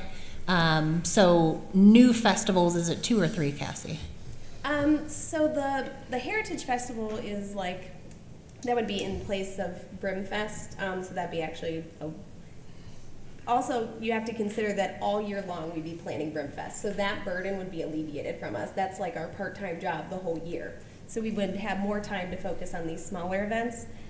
So we already basically planned having something on, I put that on Saturday, September 12th, since we'd already reserved that day. So that wouldn't really be too much of an additional burden. We've done a fall festival before. The senior luncheon wouldn't be too much, or senior summer celebration wouldn't be too much. The only one that would really be a little bit more additional would be the Glow event, but I feel confident that we could do that. I mean, I love the Touch a Truck. I know it was Nick's idea, and I generally don't like Nick's ideas, but no, but I tell you, if you could expand it, I see some of these Touch a Trucks in some communities, they're a huge event. Well, remember the first year we did it, we brought life flight in. Remember we had the helicopter land in the field and we had everybody out on the field with that? I mean, if there's as much as I hate getting rid of the Brimfest, but what I'm saying is if we could build the Touch a Truck and some of these others as big events. I don't know. I just hate to see Brimfest. It's just, it gets rid of our small town feel. I mean, I know not everybody that sits up here is from Brimfield, but it is a Brimfield thing. It is a community thing. It's a core piece for our community. I struggle with that, and I would never vote to eliminate Brimfest. It's a core thing for our community. It's hiccups because we lost the chamber during COVID, and I think we need to find a new way to grow that. I think there's opportunities. Like I said, if we gotta patch it for 2025 and then grow it in 2026, that's what we do. I struggle getting rid of Brimfest. I mean, it's just, Well, the Lions it's the Stars Club- Harlow Festival. If you get rid of it, it's The Lions Club it's has a already piece said that they wouldn't be agreeable to work with having a parade. And the school doesn't cooperate with us having a parade as far as having a band play. And, so then we have the Kelso House, and we're looking at other people coming in to help, and I don't see the other people coming forward to help. So, where are you gonna get these people to do the work to make it happen? So you're saying Kelso House said they're out, they don't wanna do the festival? No, they didn't say they were out, they didn't want to do the festival, but they've backed off with some things that they've done in the past too. I talked to Darlene a little bit. I think that they'd help, because I came to that meeting, but they were very They she's can just have a nice telling big their ice cream session. numbers are diminishing. We had a planning meeting, and Kelso House is committed to doing whatever we need them to do, utilizing their land. That wasn't it. And just to make a comment, although I'm not for Brimfield, from Brimfield, I'm not looking to get rid of Brimfest. We're just literally, and Mike was at the committee meeting, we're at a position where we have a very limited budget. We have a proposal to have the carnival rides on Saturday, but what are we going to do with the rest of the time? If we're gonna hold this on Friday and Saturday, people are gonna come on Friday and be very disappointed. We don't have the funds to support it. We can start working on getting sponsorships, based on whatever we try and do. We're looking at anywhere between $9,000 to $30,000 in sponsorships, when last year we got just a fraction of that. And we're already into April. Sponsorships don't come quick. While we can all go out and do a full sweep of companies to get sponsorships, we can't lock in any of these contracts until we have those sponsorships in place. And then if we don't get the sponsorships, or we get them late, these companies are gonna be booked. So it has nothing to do with us trying to get rid of Brimfest. We feel, as a committee, we feel that we are in a very difficult situation to hold this in a successful way and make an event that the residents will truly enjoy. So I do resent the fact that it has nothing to do with me not living in Brimfield. It has everything to do with, as a committee, we feel like we are in a very difficult situation, and if we try and move forward, it's not going to be a successful event, and then what happens in future years when we try and hold another Brimfest? I just feel as though a lot of the presentations have been leaned towards the negative, not having it. I feel like we're losing our hometown feeling. I mean, this goes back to, we want to get rid of the Memorial Day celebration. I'm feeling like we're losing our small town. We're not Kent, we're not Streetsboro, we're still Brimfield, we're still a small community. And community events are important, and Brimfest and Memorial Day Festival are just two big pieces that I thought were important to this community. This is just me speaking for people that I interact with. Since And we're that's my job to speak live, about. let's make sure though, we're not wanting to get rid of the memorial, we're wanting to change the process. So But we'll make it's- sure that nobody thinks we're okay. just canceling Memorial Day. We're gonna make some Facebook videos, that's No, fine, John. that's not it. We have different ideas. Okay. I mean, we can have it again for the one person that shows up, but, you know. Once again, you don't wanna go down that road with me, John, because this is about that I know, I military. heard it last time. I don't. Yeah, you heard it last time. See, that's the problem, John. Is that Yeah. where's the Cemetery. care? Okay. Where's the care for the veterans? It's like, I heard it last time. No, I heard your speech last time. Yeah, and it wasn't a speech, it's from my heart. That's how I feel. Okay. Okay, And, so and let's, it's how other people feel. I had people coming to me since then. let's get back to Brimfest. Okay, so say, the biggest thing that threw the whole clog in the process is us trying to get rides. Right. Okay, so if everyone's still wants it, I mean, my thoughts would be, because if you're gonna go up against homecoming, it's What, and that's, I don't know, is it homecoming or is it just a game? No, it's just a game. just a game, okay.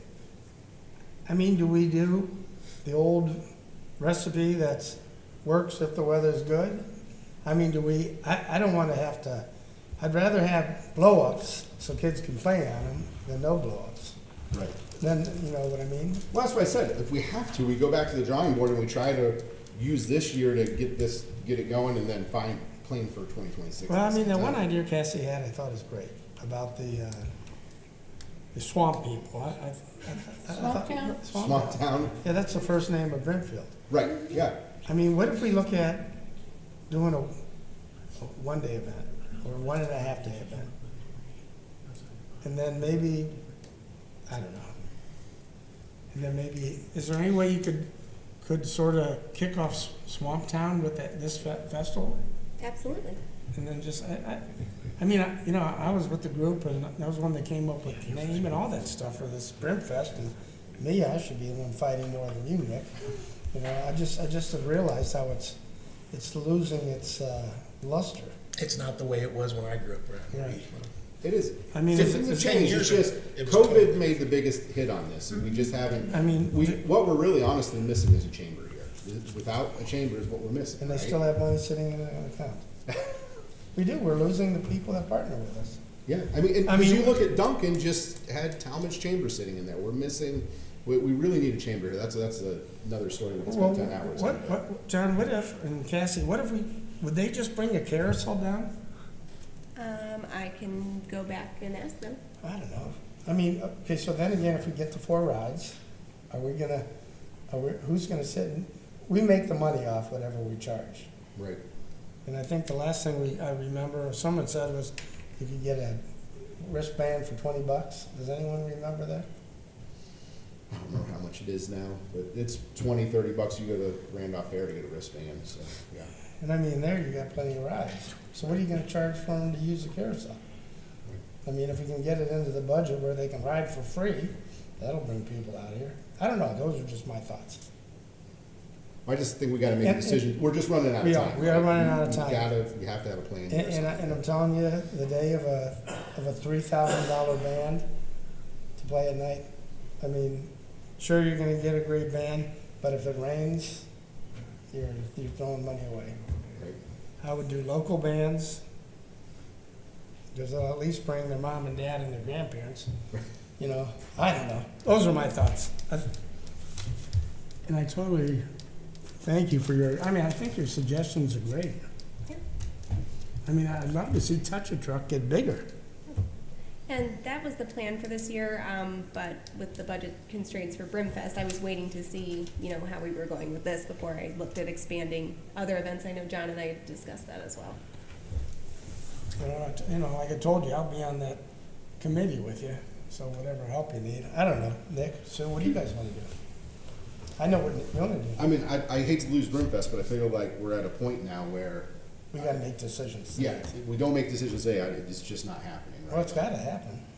Well, if we can only afford, what, 3 rides per No, Saturday? no, if we take all the rides, we can't get the blow-ups. Right, so say like we could get, say we could get 4 rides here. If I was a little kid, I'd wanna go to the Portage County Fair and get 20 rides for the same time that and you know what I mean? You know, You know- I just think it just, for $30,000, I don't wanna go. I think if you have a carousel going around in the middle of it, Yeah. I don't know, what do you think? I mean, I don't think carousels, the goal behind the rides was the inflatables do well with the young kids, right? Like, we're checking that young kid box. Right. What we're missing is that pre-teen, teen box. There's just, Right. they're bored after 10 minutes, right? There's just nothing there for them. And I think that really drags it down, because those are the parents that are willing to usually stay longer, because they can let the kids run and play. They can go watch the band, they can eat food, they can be more involved. But when the kids have nothing to do, they're ready to go. And that's why I brought And up they the wanna ride sit issue. there with their phone and go like this. Roy and Craig, what do you think? Come on, Roy, tell us. Don't sit there and grin, tell us about it. Give me your thoughts. You're part of this group. Go ahead, Roy. Let it go. Come on. You're getting gray hair. You're allowed to let it go. I guess, I think Cassie has come up with some creative out of the box thinking to try to do something, for the township with thinking outside the parameters of our traditional Brimfest. I think the questions that have been raised about the cost with the rides and the other factors that have been brought up with traditional Brimfest make it, I think, very challenging to try to do that this year. And doesn't mean maybe it can be revisited going forward, but I think Cassie's kind of done some creative ways and creative thinking of getting outside the box to do some things for the community without it being their traditional Brimfest. I'm not telling you yay or nay, I'm just kind of sharing my thoughts. Has Brimfest lost its luster to you? It's evolved over the years for sure, right? Even though I've been here roughly 10 years, and when I came on board, I mean, it was just different then. You And almost talk that's like not saying anything's right or wrong or pointing fingers at anyone. It's just Right. it's just different. Yeah. It does. There are so many things that we don't do at the Brimfest that we used to do. Well, we didn't do those things. The chamber did all The those chamber. things. Yeah, the chamber did all. So the American Idol thing and all that was all put on by the chamber. And now they, it's the way it is. So, Craig? About the same. Same as Roy? Yeah, I think I would piggyback on what Nick said. If your rides are a slide, what was it? A Slide, carousel, a kiddie some kind of plane, plane or something, yeah. you're not gonna get teenagers. Yeah, teens. And that was nothing against what you could pull, it's just, Right. you're not gonna get that out of that, so. all right. I don't know which way Here's- to go. Here's thought process. Can we hold Swamp Town Festival as a Brimfest holding place for 2026? So in 2025, we do that. Hold it as a whole day, Saturday event, have bands, have music. Probably not gonna be able to get rides, but we can start to look at what that would look like. Increase touch a truck this year, have a smaller festival midsummer. Because I think it's a recipe for disaster to try to do 5 or 6 things. Like I think that's just a recipe where, Cass, you're gonna get pulled in too many directions, and you either do something really well or you do a bunch of things mediocre, right? If you try to do a bunch of things, it's all just gonna be mediocre. And don't take that as negative, right? Like there's just so many hours in a week, right? That's all that exists. And then but we need to start focusing on 2026 now, Brimfest, and trying to secure either A, vet sponsorships of some sort, or B, maybe we just need to have an honest discussion with Kent Chamber if Brimfield Chamber isn't gonna come back. And if we can't spin up a Brimfield Chamber, we need to be working with somebody to make it happen. I just think if we could put all of our eggs in one basket on Saturday, we could make a big event. expand Touch a Truck, run a smaller midsummer event, and then we can even advertise it as Brimfest with a line through it, Swamp Fest 2025. And I mean, 'cause Brimfest coming I in think- 26. Nothing wrong with the Brimfest name, but, once Swamp Town sounds exciting. Right. I don't know, I mean, at this point, we gotta make a decision. So, Listen, if we do Swamp Town though, Roy's gotta walk around as Bigfoot out there in costume. Duly noted. Yeah, we sell corn cob pies. it might be a challenge you to get food vendors, I don't know how that'll work for you, for one day event, but I think, I like the idea of multiple festivals. I mean, I still just- struggle getting rid of Brimfest, But we're not- I agree. as a medium, but really the focus has to be 2026, right? Like, we need to set up a sponsorship program now so that we can secure those funds early, right? So and I'll be 2025 gone by and then, 26. so you guys can figure it out. You're just trying to buy a year. Well, let me ask this, Nick, who's gonna run those going out and sponsors? Is that all gonna be on Cassie to go figure out that and the parade and all? I mean, that's a whole lot of stuff. I Well, mean, the Lions Club is sure that they don't wanna do it for sure, but they might come back next year. I don't know, I was out of town for the parade, but they said attendance wasn't good, I don't know. No, this parade was nothing.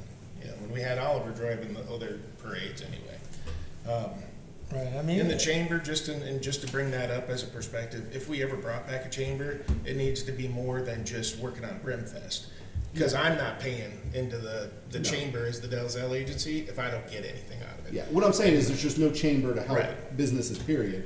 We had the grand opening of Duncan, and you had Talmadge Chamber up there, and And so, yeah, Are we the Sue is sure? there. But we're not getting that, the money isn't They staying got here the in sign Brimfield. up there that says Brimfield, well, great this, big letters, Brimfield Duncan. yeah, well, this is a whole nother story, because you and I have talked about this one before, and the problem is, that, it was only a dinner club. You Right. ate dinner, you Right. don't know. There's no education, none of that, so I mean, who knows, maybe in my retirement I can help. I'm not promising. Well, you gotta retire and do something. Give you a I don't sunshine. need to do nothing. So, okay, well, so Nick, are you gonna make a motion then? We gotta set a date, we gotta Yeah. get going. Where does the board stand on doing it this way? I like the idea. Oh, check. It's gonna be held. Where is it gonna be held? So Swamp Town would be held at the Kelso House.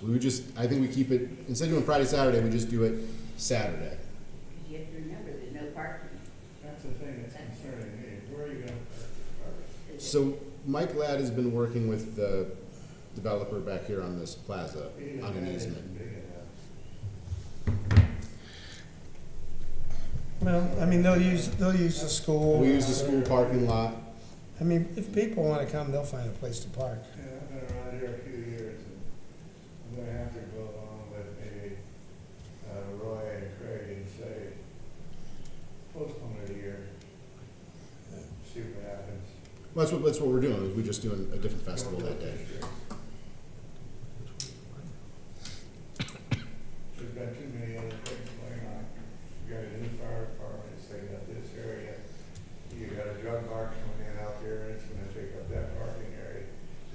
It's totally changed here.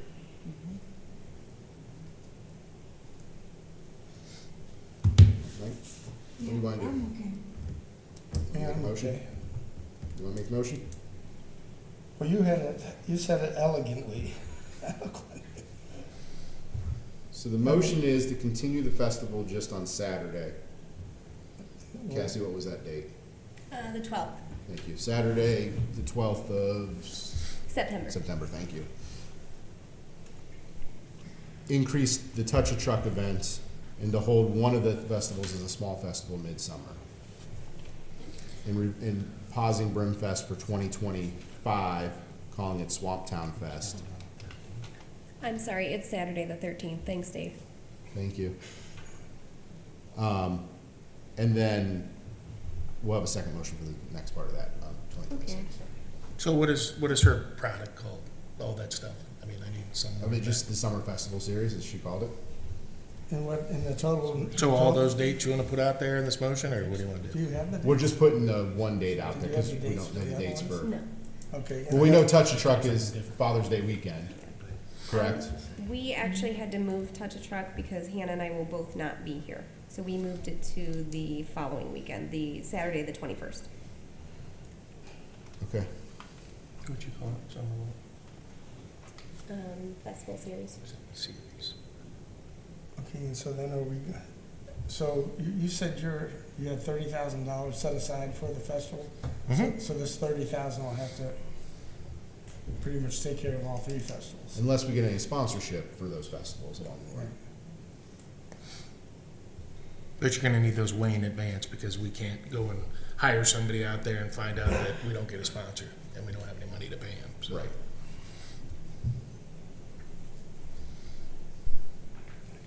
So not to exceed $30,000 is what you're gonna do?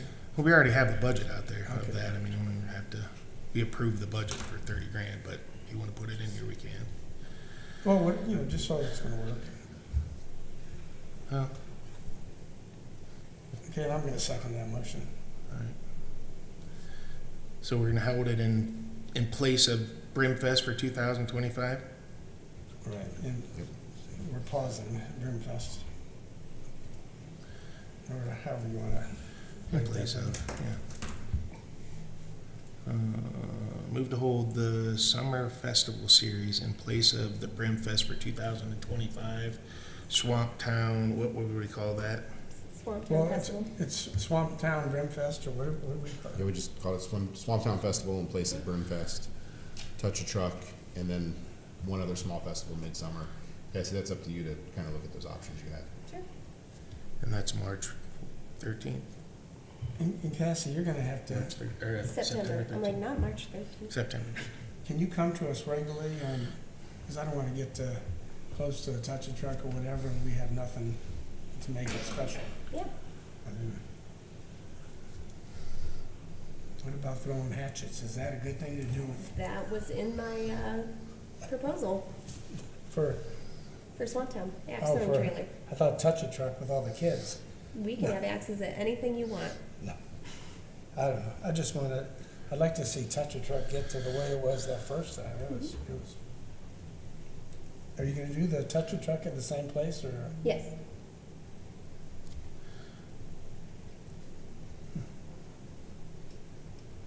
Would it be worth considering moving it up around here, We could. where there's more visibility? Nick? Moving Touch a Truck more up this way where there's more visibility? I think the problem with it is the parking issue and the land issue to hold everything. Yeah. I will say we've had fairly consistently good attendance for Touch a Truck the If we entire keep it time down we've there, I been mean, here. there's a chance if we call Life Flight in the next couple of weeks, they would come. They're not gonna be able to land here, they'd have to land down there at the baseball field. We could bring that event back. And there's no cost to it. That was a fun event that didn't have any cost to it. Yeah. And we have the community center for overflow parking, which is very convenient. Okay, would you read that motion, please, before we vote? Move to hold the Summer Festival Series in place of Brimfest for 2025. We will hold the Swamp Town Festival on 9/13 of 25, and Touch a Truck and other programs will happen throughout the year. Okay. All in favor, Mike? Yes. Sue? Yes. Nick? Yes. Motion passed. Okay, This is a thank you. stupid question, but can you, is it feasible for you to, I know there's some ride companies you sort of liked, is it worth us getting our name in there now? Well, and I think that's my for second the motion, next year? is to set a date. I think we should have a discussion about setting a date for 2026, because you stated last meeting that the carnival companies, the ones that don't cost us money, want a year advance notice. Yes. So we set the date now, we can be trying to get into that so that we could run the carnivals in 2026, which would reduce our operating cost by $30,000. Yeah. Pick a date. So I think you just do that same weekend in 2026. Well, if you're looking for any budget from the fiscal office, I won't be able to do that until February of 26. And we don't know the How much dates money of the you got. surrounding festivals as well, like Balloon Affair and all that stuff. Well, can you look into it? Yeah. Yeah, let's start having discussions on it, because I'm sure we can come up with some creative ways to make it happen. When's our next Brimfest meeting? After this meeting. I don't know that we have one planned. I know you guys were doing it once a month or something. Yeah, But yeah, let me know, because I'm gonna come to them all. okay. Okay, we vote? You did. We already did. Passed. All right, so moving on, we have Okay, new thank you. business. Speaking of changing events, we will be taking over the Kelso House's Egg Hunt program. We will be doing that on Saturday, April 12th, from 10 to 12:30 at Town Center Fields. I'm getting the Kelso House's assistance on this. They've graciously given us, well, I'll be getting them tomorrow, their plastic Easter eggs, which will significantly cut down on our costs for that event, and the police department has agreed to create the baskets that they normally make for that program. So we are well on our way with that. Now, why'd they get rid of it? I believe it was a cost decision. Candy is very expensive. And we're gonna be dropping frozen turkeys at Yes. Malachi. Hams, it's Easter. She's not old enough for dipping the turkey. No, those are live turkeys. I thought they could fly. Okay, and then my second item here was about the soccer goals at Lions Park. I just wanted to bring this item to your attention. So Dave was contacted by Tom Nader from Field Youth Soccer today, requesting that we move the goals. So last season, we had moved our goals from Town Center Fields to the middle school, I believe, for them to use since we had closed Town Center Fields. Those are still over there, and they had requested that we move those goals to the football field? The youth football. Youth field. football field. So it was our intention to bring those goals back to Town Center Fields as they're going to be opening very shortly. So then he requested that we move the goals from Edson, or everyone calls it Edson Park, it's Lion Park, Lions Park, to the fields, the football field. So it was of our opinion that we would not be doing that, just because the reason that we loaned them the goals was because we had closed our field and it was unavailable for them to use. And that field at Lions Park is still available for rentals. So we would have, we didn't feel that we should move those goals over to the middle school. You're the We parks. don't run the soccer program. Yeah. We just have our goals And in you're, the field. you're the parks They can director, figure it out. so it's your decision. Yep.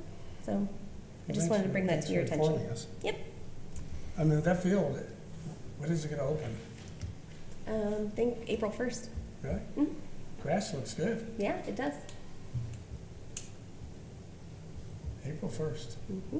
Dave, is that gonna be okay? As long as the Is it- weather straightens out. I know, isn't it a little bit wet still?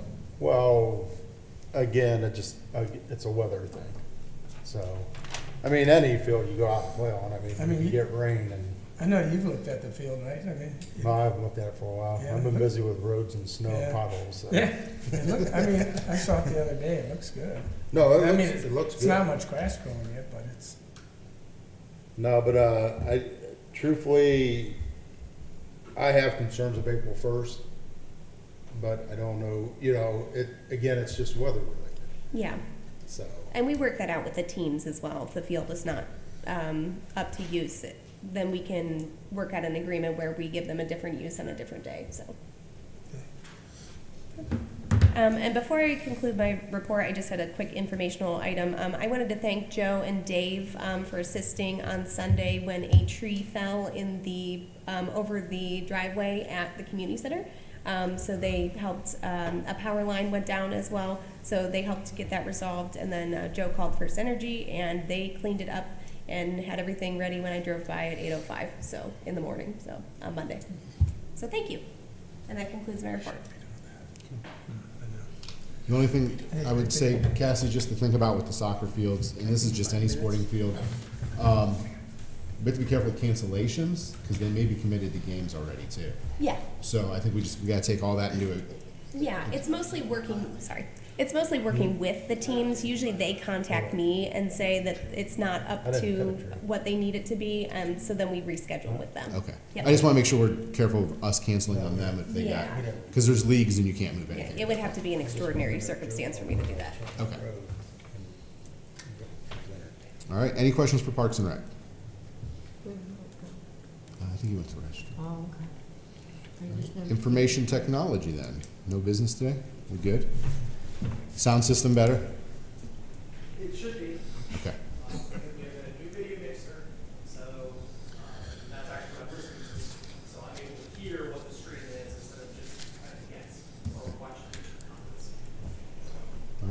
Appreciate you need to fixing go- it.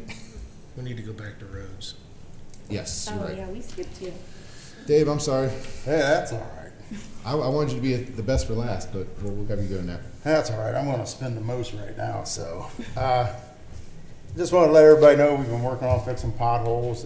Actually, that, hot box and that hot mix has been working out really good. Everything's holding really good, so. Also under, I messed this up myself, but this would have been old business. I did talk to Portage County about getting the traffic light turned on at Falcon Drive and that stuff like you guys want. They put a request in to ODOT. Again, ODOT's our own animal, so if they decide, well, they'll decide when to turn, but they have our concerns. Do they So- need a motion from the board, like a letter from the board to help support that? Just Mike- because it is a big concern. Mike Collins, as of right now, said, you know, it's in the process. We'll see if they deem they want to have a letter from the board or something, but it's all, right now, it's like a talk phase with them. So if it does come back, I will get right back to you guys and get a letter written up or something, but as of right now, he didn't think it was needed yet, so. Okay. Right now, we're doing some cleanup from trees from the weekend storm. We also, right now, we're getting near the process of starting to interview full-time and part-time employees that we're looking for. Now we'll jump to the fun stuff. I need board's approval, the approval of the Portage County Engineers Office to prepare the bid books for the 2025 chip and seal projects.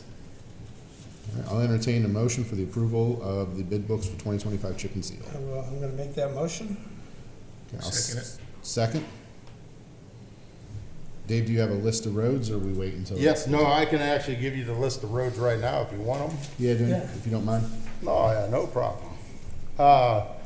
We will be doing Malloy Road from Sandy Lake to the Kent City limits, Klein Road from Malloy Road to the Franklin Township limits, Powder Mill from I don't know why it says Powder Mill, but from Malloy to Franklin Township limits, Burnett from Malloy Road to the cul-de-sac. Got some weird noises going on. Brimfield Drive from State Route 43 to Edson Road, Howe Road from State Route 43 to Sherman, Sachs from Sunnybrook to Mogador Road, Newton Street from the Talmadge limit to Old Forge. And it's about 6.71 miles of road. Perfect. All right. That'll help a lot of people. Some of those. Well, it's also a good maintenance on some of these roads, like Malloy Road. Again, it's time for the motor pave to get a topping on it. So while you're there, you might as well touch up the other ones, which is a low maintenance way of fixing some of the roads where it gets into the micro cracks and everything else. So we will be using the polymer and the slag again like we've done before, so. But those roads look great.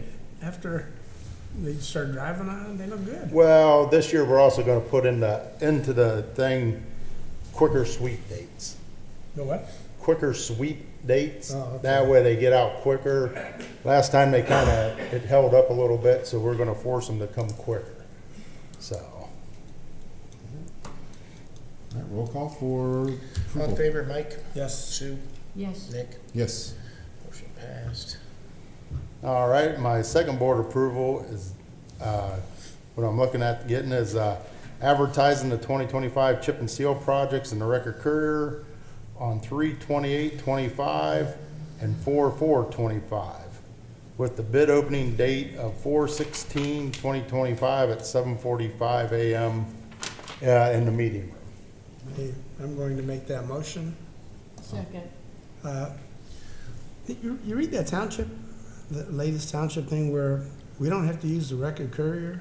Yeah, so I talked to Holly Wednesday, whatever day we had that special meeting.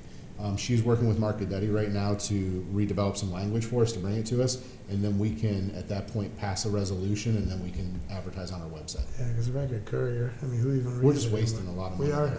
Yeah, So. they told us all about that at the conference in January. But he's putting a resolution together so Yeah, that we can do we'll that. be So able hopefully to- we'll have that in the next 2 meetings. Okay. So we got the motion on the floor with a second? All in favor, Mike? Yes. Sue? Yes. Nick? Yes. Motion passed. All righty, and that concludes my report. Dave, quick question. Yes. I got a text from Walden Point. Do we do any street sweeping? They got a bunch of rocks and stuff all over the road back there. They didn't know if we'd run a street sweeper or help clean up that road back there. Well, I'm trying to think where Weldon Point is. Back off Yeah, of, it's off of, ended off of Malloy. yeah, off of Malloy, that little housing development right back there, that Yeah, I small one. wonder how they got a bunch of rocks back there. She said it's a mess back there. think I haven't that- did drive back yet. I just got it Yeah, today. I'll go take a look at it. It could turn out to being just take a broom in front of the Kubota and sweep things up into the backhoe bucket, or a street sweep. I hate to get a street sweeper out now, because then we'd only be doing, say the one road and this and that. I'd rather set up a process of doing a bunch of roads that if we need it. Yeah, that's So- what she was asking about. So Yeah. if we could, even we did a bunch of roads. I mean, I hate to say it this way, but I did notice the last bit of salt we got in, it does have salt wrapped around a little bit of stone, so it could be even that came out that, but you know what I mean? The mines must be getting low. I mean, we're starting to get limestone with the salt, so. And then the other one was, and Dave, this kind of deals with you a bit more, Roy, too. Town Square Drive, construction traffic coming out during school time. Parents are complaining there's some issues down there with speed and people cutting out. So I don't know if we can just put that on our, I had 4 cars in that school zone today. okay, well, down on the Town Square on the backside. They're coming out where they're doing construction, so behind the soccer fields. Oh, okay, coming around the, so what's the location that they're, So it'd be Kelso Drive and Town Square, back by the new soccer fields, the athletic fields. Okay. Construction traffic's coming out there and they're cutting people off and just like zipping out. construction traffic is? Yes. Okay, So I just wanted to bring it up if we could just maybe have a cruiser down there occasionally. okay, I'll make a note of it. All right, thank you. You will. All right, anything else for roads? All right, hearing none, we'll move into cemetery. We have old business, Memorial Day ceremony. Yes. We talked about this at the last meeting, and I asked for it to be held in advance till Mike came back. Okay. And so anyway, you can say whatever you want to say. No, it's on the agenda, it's old business. They were looking at changing the Memorial Day ceremony to doing some videos of the graves. some Yeah, other what we ran into last year, formerly, on an annual basis, the Boy Scouts would come and be part of the little parade that came through and brought in flags and was part of the ceremony. They were not there. We were unable to get someone from the school to play taps. And we found that the people who participated to make it happen, they were there, and there was people associated with them. And when you took out all the people that were there as opposed to the people who were attending, there was less than 10 people there for that ceremony. And there's just so many other things for people to do. I was surprised that we didn't have veterans come out, but I realized that the veterans, just like so many of us, were growing older. And so what we run into from lack of response of the community, which is to be a community function, I was just really so disappointed. And so I was thinking this year, instead of having that particular ceremony, we would still have all the flags put on the tombstones of the veterans. There's over 400 and some veterans buried there. We have the planting of flowers that the road department does. And we can go ahead and still do all those things. But my question was, what do we do with the lack of attendance and the lack of people being interested to come out and show their respect? So I was of the opinion that we not do that program for 10 people, but still go ahead and do all the other things that we do for celebration for Memorial Day. That was my opinion. I mean, we've probably been doing this in the community for how long? Ever. I mean, if you get 10 people here and you still have a celebration, I mean, do we need to have set up all the stuff? I mean, if you have 10 people, I don't know. I just There hate, wasn't 10 there. there wasn't 10 there? And then we talked about using the social media and go on, have different things within our community that point to the celebration of Memorial Day. Well, why didn't the And Cubs put come? 'em- Why didn't the put Cub 'em- Scouts come? They went and participated in the parade at Suffield. They didn't even tell us. Is It was a it, show. would it be a They- matter they of didn't the show. time we do it at? I mean, what time We do, switched it to 8 to try to get away from the pancake breakfast because nobody was coming for that. No, they were totally a no-show and no phone call. oh. We moved it because of the parade. It used to be Right. the parade was at the same time as our event. So we moved it Right, up so the yeah. people could go to the events, choose to go to pancake breakfast if they want to, and still make it to the parade. Yeah. Right. I was in the parade that day. You could be at the event and still make it to the parade lineup. There's Mhm. plenty of time. Plenty of time. I struggle with not having that event. But I'm only one vote. I'm just one Well, vote. I was hoping to get a good response from the people that watch us on YouTube, and I didn't get a call from anybody for them to give me their opinion as to whether they felt that we should or we should not. Not one call. So does that let me know that people aren't interested?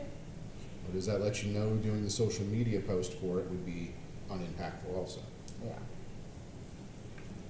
Wow. What do you think, John? I don't have a vote. No, but you have an opinion.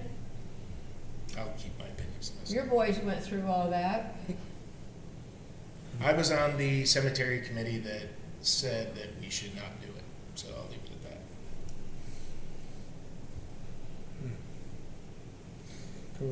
I looked at that little spreadsheet that Holly gave us, or someone put it together, about most of the festivals or those memorial are put together by a VFW. Right. I wonder if I could, I know Kim down there at the Mogador American Legion. Mm-hmm. Can you guys give me 2 weeks to call her? Yeah, because it's not gonna be till the end of May. We would have time to. She has so many connections with VFW and, I mean, did someone at one point we said something about maybe trying to do it? Because we're gonna have the pancake breakfast at Brimfest, I assume, right? Are we doing it at the Brimfest or the Swamp Festival? I'm gonna say we're not having Brimfest. No, I mean the pancake breakfast, Sure. are we? Mm-hmm. I mean, I don't know. Is it stupid to try to have a memorial service up there at the Kelso House? When? After, the beginning of the Swamp Fest, where we're gonna have all the people up there Oh, you for the mean pancake, have a Memorial Day, have a memorial for the veterans. celebration of the veterans Well, there's all and those, not do it May the 30th, do it in September instead. just a thought, I don't know. That is a thought. What do you What do think? you think? I don't think it's gonna change your numbers per se. My stance on it, my personal opinion on it is, it doesn't matter if there's 1 or 100 people, it's about creating the opportunity for people that might want to be there. Well, couldn't we just do it really low key? I mean, just screw the microphones and all that stuff, or just get a group We're of. talking an hour setup and tear down. It's not, I mean, it's not an exorbitant amount of time, and the church has always stepped up and done it. Well, if the church wants to step up and do it, If they're still willing to play the music, all we're asking is that we advertise it and we put the microphones out Well, there. John's got a trumpet that plays taps. I can play it on my electric guitar. No. You just volunteered, it's, I don't know. I hate to, I mean, I agree with you guys, but then I hate to, everything just seems to be going. We're losing everything. I know, that's why I don't wanna lose it, Yeah. I don't know, it's just, I struggle with that, I really do. I mean, we're like that one social media, that we're the last generation that's gonna take their kids hiking, that are gonna, everyone's being absorbed by the same social media. I don't know, I think, I might, I don't wanna upset What you do you guys, wanna but I do? think maybe we just go through it one more year and Do you and wanna downsize it. and- see what you can find out in 2 weeks? Yeah, I can call her tomorrow. Okay. What do you think? We leave it on the old business. Leave it on there and see what we can, It'd be great if we can get a VFW, someone does, just sponsor it. I just- But then if they sponsor it, how are they gonna get, how are they How gonna about the, market and get the people? how about the new Chamber of Commerce? To ask the chairman. Mike? Okay, what? All John, right, so it's just gonna stay, We there's can no all go action on it, together because it's once under in a old yeah, while. let business. me call her. Okay. She's a good person. Okay, well, let's just carry that over for the next meeting. All right, anything else for cemetery? Hearing none, we'll go to Pretty fiscal well office. done, isn't it? I have one item out there. It's a liquor permit transfer for the Marathon Station. They switched owners, Marathon up here, and that is if we're gonna request a hearing or not to fight that. I'll entertain a motion to request a hearing for the liquor permit for 4397 State Route 43. Do we have to do that in the positive or something? Yeah, he just did. Okay, Who seconded it? I'll second.